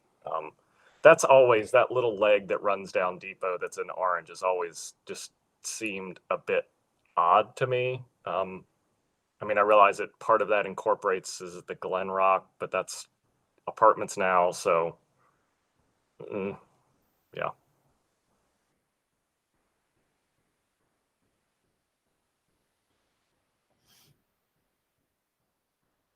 But otherwise, again, thanks to staff. I know you guys have put a lot of work into this, and I think it really, hopefully the community and the public will feel a lot better about this moving forward.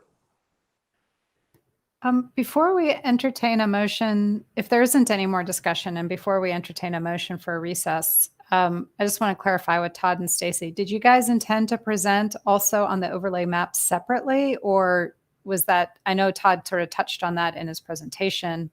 Is there going to be any additional presentation on the map specifically? Not unless procedurally we need to repeat an abbreviated version of that. No, I don't think it's necessary. I think the commission could even potentially recess both items at the same time if they so chose to do that. When it comes time to vote, we will vote on them separately, but I think to recess, I don't think that would necessarily be a problem. Janice can correct me if that's not a good idea, but I think it would be fine. Yeah, I was about to ask that, Shannon, if we could just lump recessing both of those at the same time. I would have one question about the overlay map, and that is, did you follow tax parcels or common ownership in drawing those lines so there's no split parcels that half of it might be zoned overlay and half not? Yeah, we did follow tax parcels so that we would not have split areas. Well, I think what Carl is referring to is if a property owner has more than one parcel and they're side by side, did you look at whether or not there was common ownership when you drew the boundaries? No, I'm sorry, we did not do that. Carl, is that what you meant? That was my follow-up, if you will. That Yeah. You may have you may have a parcel that fronts on, say, Tunnel Road, but you have another parcel behind it, common ownership. that the two of them together would make a commercial parcel.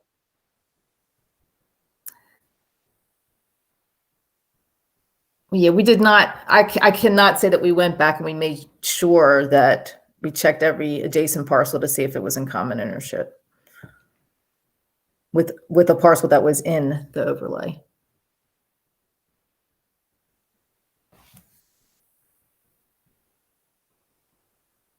There is the ordinance does provide an avenue to add parcels to the overlay if Right. that's something that somebody wanted to do. But I think the staff sort of looked contextually at where they thought it was appropriate. So if it's I couldn't guarantee this, of course, but I suspect there isn't a lot, if any, of the situation you described. But Right. I was about to ask if it would be one of those situations that Carl's talking about. Would that property owner just be able to do a simple, straight rezone somehow? yes, Would you that's call what it I'm a rezone Right. and then It is. be able It to is. just go through? Yeah, it is a Okay. rezone. And just like any other rezoning, you can extend the overlay to include additional parcels, and we just treat it like a rezoning, straight And- rezoning. And then they just go right through the Right. hotel district overlay stuff. So they And we didn't get any comments from anyone about that. So not to say that there aren't any that are out there, but we didn't receive any comments of anyone asking for an adjacent parcel to be included because it was in joint ownership. Or also, that person also owned a parcel that was in the overlay.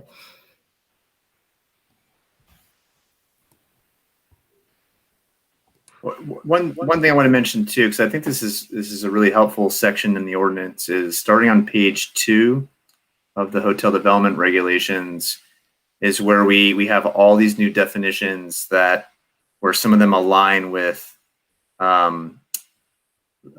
language that you'll see in the public benefits table. So that's where we were referencing some of the definitions we have, like what does contracting with minority women-owned business enterprises mean, or what does displacement mean?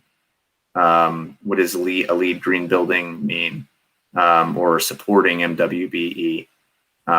So that has some good information, those definitions about what our intent is there, and if there's any additional policies that those definitions refer to.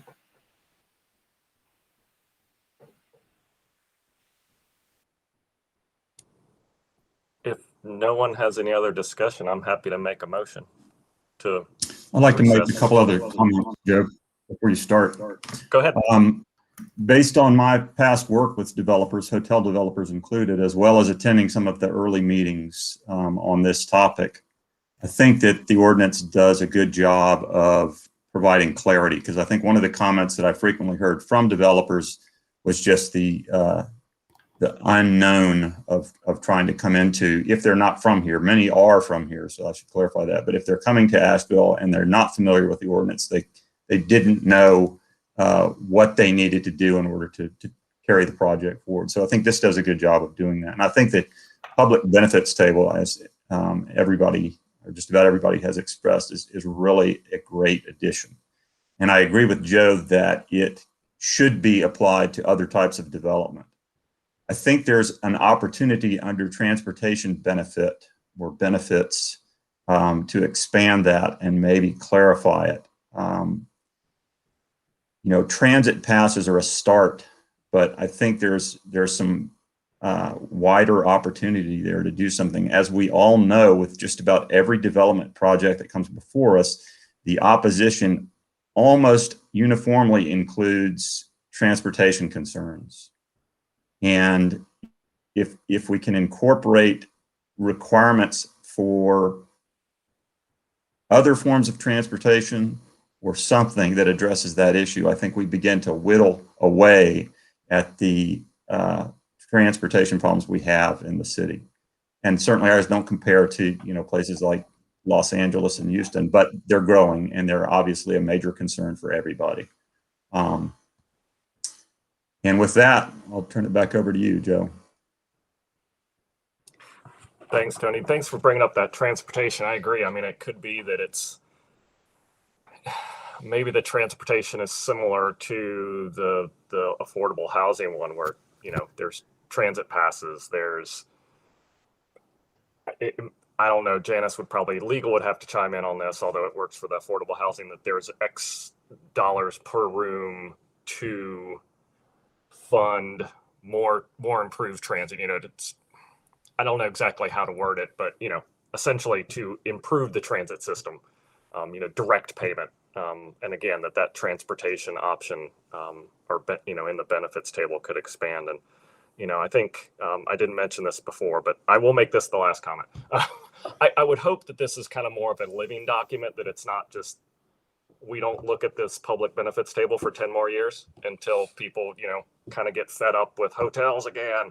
That it's kind of, maybe not every year, but maybe for the first couple of years it needs to be, but there's some regular, at least like cursory, does this make sense? Is it working? Are we seeing these hotels? If the hotels start coming through and they're hitting 300 or 400 points, we need to kick it up. Like, we need to just make it harder, just kind of keep inching this whole thing up and up. So, but yeah, I would like to make a motion to recess until our next meeting on Friday, February 5th. The consideration for the zoning text amendment and also the zoning map amendment for the hotel overlay district. I will second that.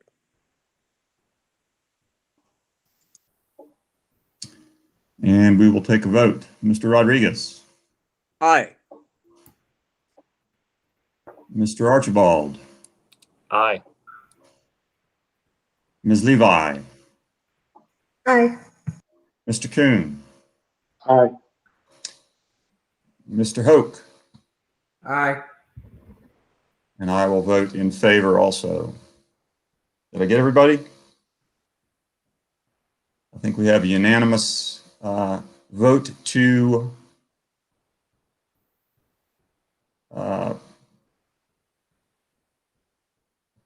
Recess. recess to the next meeting. Yes, sorry. Thank you there. And that includes the text and the overlay map? Or Yes. okay, just to confirm. Thanks, Todd. Yeah, thank you all for Okay. the comments. Thank you, Todd. Our next item on the agenda is a zoning map amendment, a request to assign an initial zoning designation of residential multifamily high density RM16 to a property expected to be annexed and located off of Oak Hill Circle and Moorcrest Road. The property is a 0.47 acre portion of PIN 9629807863 as identified in the Buncombe County tax record. The owner is Boomville Properties, LLC, and the staff coordinating is Shannon Tuck. Thank you, Mr. Chair, members of the commission. This should be pretty quick, but first let me check. Can you all see my screen? Yes. Yes. Okay. Yes.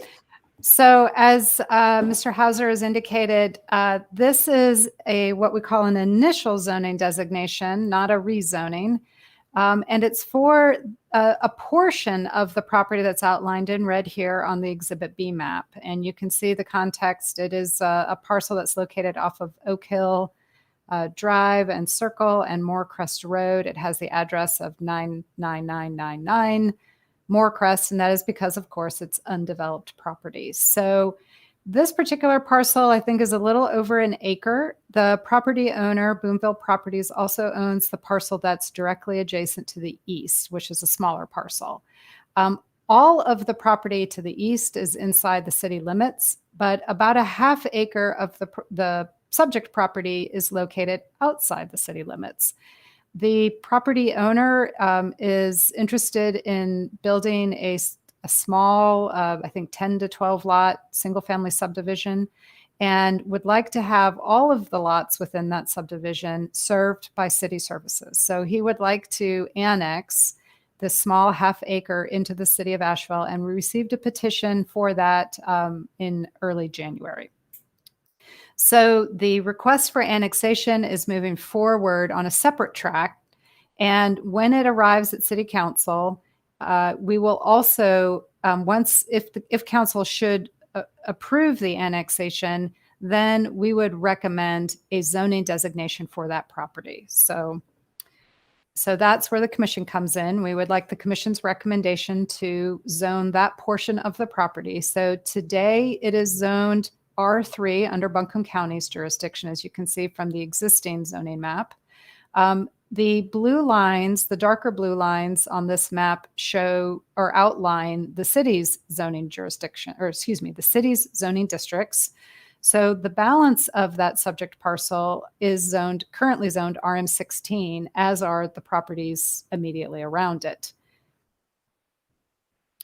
We would like to, if we're successful in annexing the property, that would have the effect of changing the jurisdictional boundary. So it'll move from sharing the same line as that blue line along the north edge, and it will shift it up to wrap around that little half-acre piece. And so we'd like to zone that RM16 as well to go with, to match the rest of the surrounding property. As the commission knows, we also have the future land use map that's part of the city's comprehensive plan, the Living Asheville plan. The subject property, as well as the parcel to the east that is owned by the same developer, is currently designated a traditional neighborhood. So just like the zoning, if this property were to be annexed, we would propose to assign the same traditional neighborhood designation. So it would end up looking like this. The steps, as I mentioned, the commission would make a final vote on this initial zoning in February. The resolution to set the public hearing, it's a two-step process at City Council. You have to first adopt a resolution to set a public hearing, and then you have to conduct the public hearing. And under our remote meeting laws, that public hearing is 2 steps, just like it is with the commission. So the resolution is to be heard February 9th. The public hearing is tentatively scheduled for the 23rd. And then, of course, the council vote would occur later in March. So it's that February 23rd and March 9th meeting that the initial zoning would also occur, and that would happen after the council votes on the annexation. And that concludes my recommendation. I'd be happy to answer any questions. Or excuse me, not my recommendation, my presentation. And I'd be happy to answer any questions. This is more of a comment, Shannon, and kind of more of a comment just so it goes in public record for anybody that may be watching. It is unlikely, excuse me, that this commission would see any development proposal that may come forward for that because it's not going to meet any thresholds, correct? More than likely not. Of course, just a straight zoning designation doesn't come with a development proposal. Our understanding is that the applicant wants to pursue a single-family subdivision, but he's not bound to that. I probably should have mentioned that the R3 designation that Buncombe County currently has assigned to that portion of the property is their higher density residential district. So it does allow higher density multifamily similar to the RM16. So we felt like that was relatively consistent. And of course, it matches the balance of the property that it belongs to. Thanks. Like I said, just more for the public understanding than and any new commissioners that may, yeah.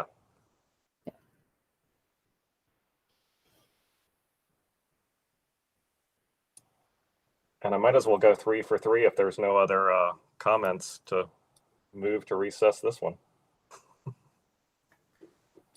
I second. Do I need to make that sound more official, Shannon? I think that's fine. Okay. We will take a vote to recess. Mr. Archibald. Aye. Mr. Hoke. Aye. Mr. Kuhn. Aye. Ms. Levi. Aye. Mr. Rodriguez. Aye. And I will vote in favor also. We have a unanimous vote to recess until our next meeting. And that's February 5th.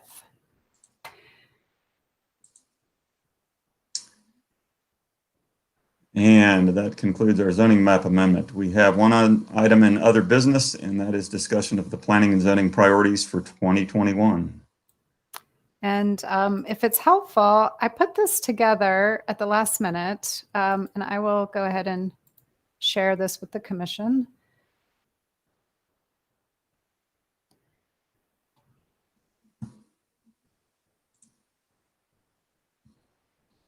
So give me one second. So can you all see P&Z recommendations to City Council? Yes.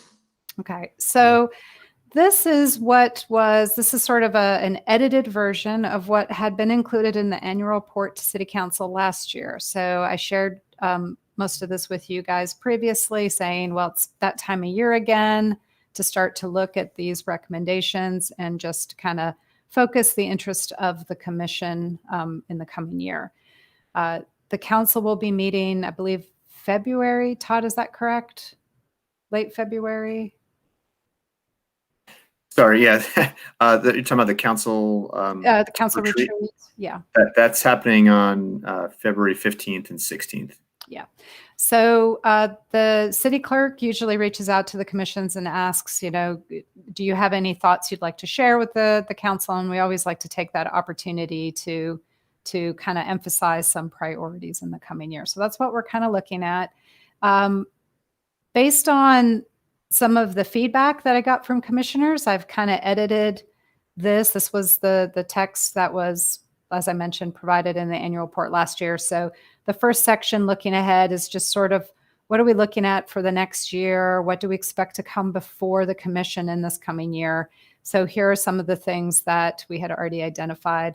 Joe, you mentioned, and Mr. Hogue mentioned the map for the urban renewal areas. Sounds like work has already started on that. So I put that under this kind of what we expect to come before the commission in the coming year, as opposed to these recommendations that we want council to study and devote more resources to. So that's why I put it in that category. But I kind of defer to the commission to really decide how they want this represented and where do you think it best falls. And then below, the 2021 recommendations to council on needed studies and resources. Again, this is, more or less clipped from what was in the report last year, but I added some of the things that commissioners had just emailed me back on when I first sent this out.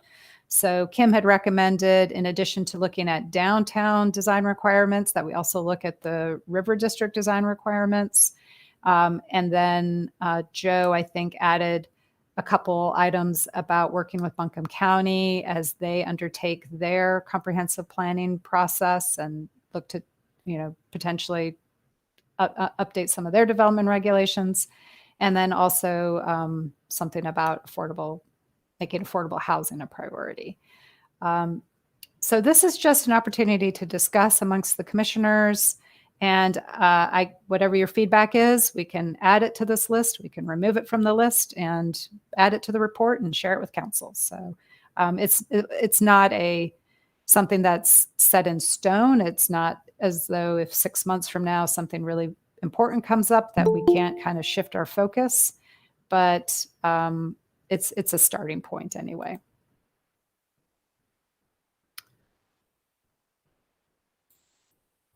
And if this looks great, then we can just bless it and move on. But I just wanted you all to have the opportunity on your agenda to have a discussion.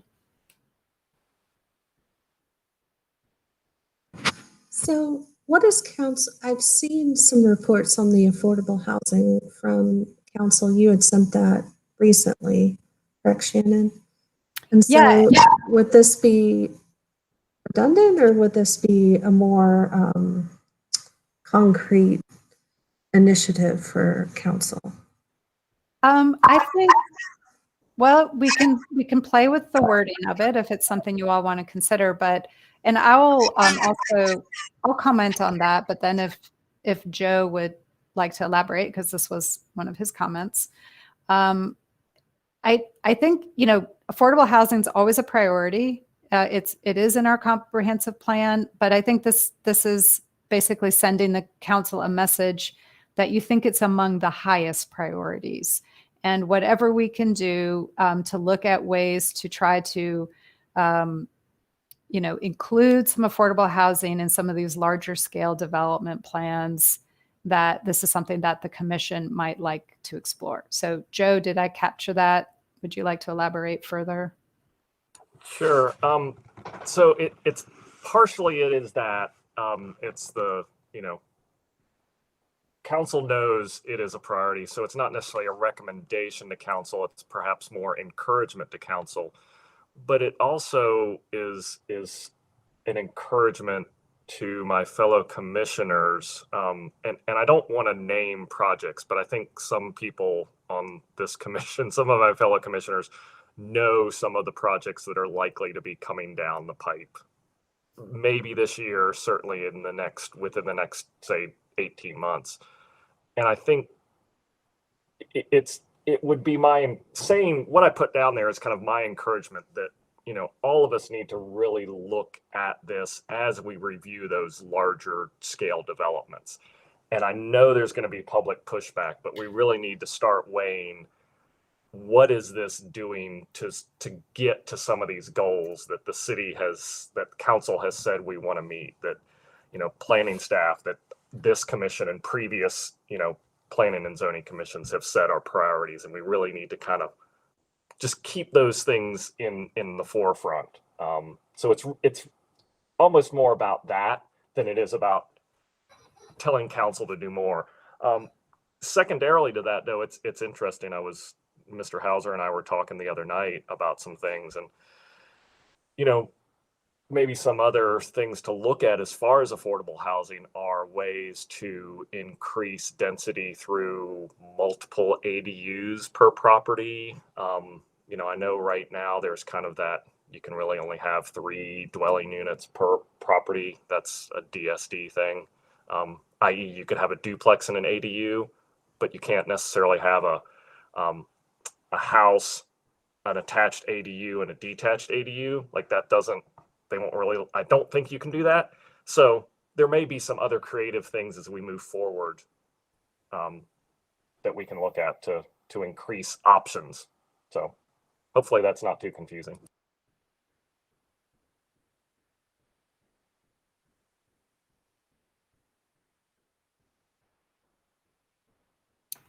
Shannon, do you think is that something that can probably be adjusted under the comp plan UDO? These are additional, UDO considerations to try to encourage more affordable housing and encourage additional building types within our residential districts. Well, I would ask the commissioners that, or Joe. When Joe described the ADU, I thought that was maybe like one strategy to looking at ways to encourage additional infill that might be more affordable.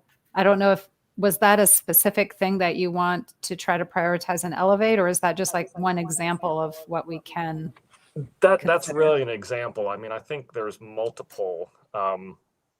Another thing that comes to mind is the tiny home development, that was coming that Drew had brought for East Asheville.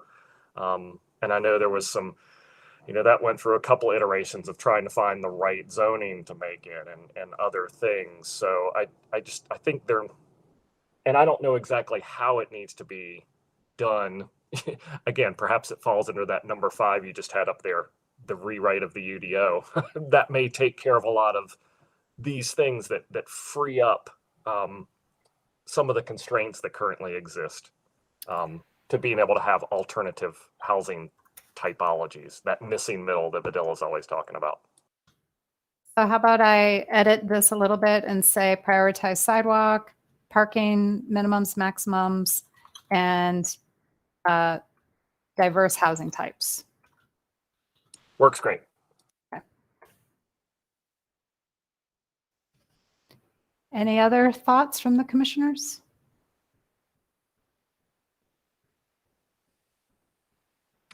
So would this be covered, would our discussions be covered under the normal meeting times, or would it be something supplemental, more like a retreat format or something? All of those things. I mean, I think it's, sorry, Kim, I got to mute you. For some reason, you get a feedback when you're unmuted. It's, I think it's something that can inform deliberation and discussion amongst the commissioners during specific development and review projects. It's something that we could highlight and discuss in more detail and really kind of do a deeper dive during a retreat. And it's something that we communicate to council as being a priority. So I think it's kind of all of those things. The retreat is something else I'd like to ask, not to try to change the subject, but that is something I would like to ask the commission to maybe think about, and you can email me your thoughts. I might actually send a little poll out or something to kind of see. We had discussed a retreat of sorts back when we first had our equity and zoning discussion, where we said, well, we probably needed to kind of do a deeper dive into this because it's just something we cannot cover in a 10 or 15-minute conversation. Staff had some ideas. I think this is a topic that we could try, certainly explore the idea of doing like a remote retreat, like not an all-day retreat, like maybe a half day or something like that, and kind of round up some materials and some information and kind of get into that. Or we could wait until later in the year and see if we want to try to do an in-person retreat if things improve. I don't know that we have to decide that tonight, but maybe it's something you guys can think about. And in addition to the equity and zoning, if there are other very specific topics you would like to cover, let us know. And we will try to put something together.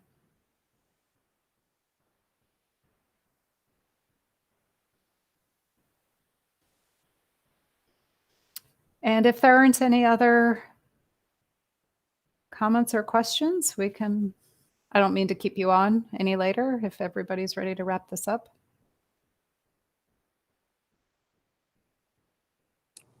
Four for four, motion to adjourn. Motion to adjourn. Is that a second? Second. All right. All in favor? Aye. Aye. All right. That looks like it was unanimous. All Thank right, you. guys. Great Congratulations, Robert. You made it through your first one. Thank you. Initiation, huh? That's right. See you all 8:45 Friday morning. All right. Thanks. All right. All right. Thank you. Have a good evening. Thanks. Good night, y'all. Good night.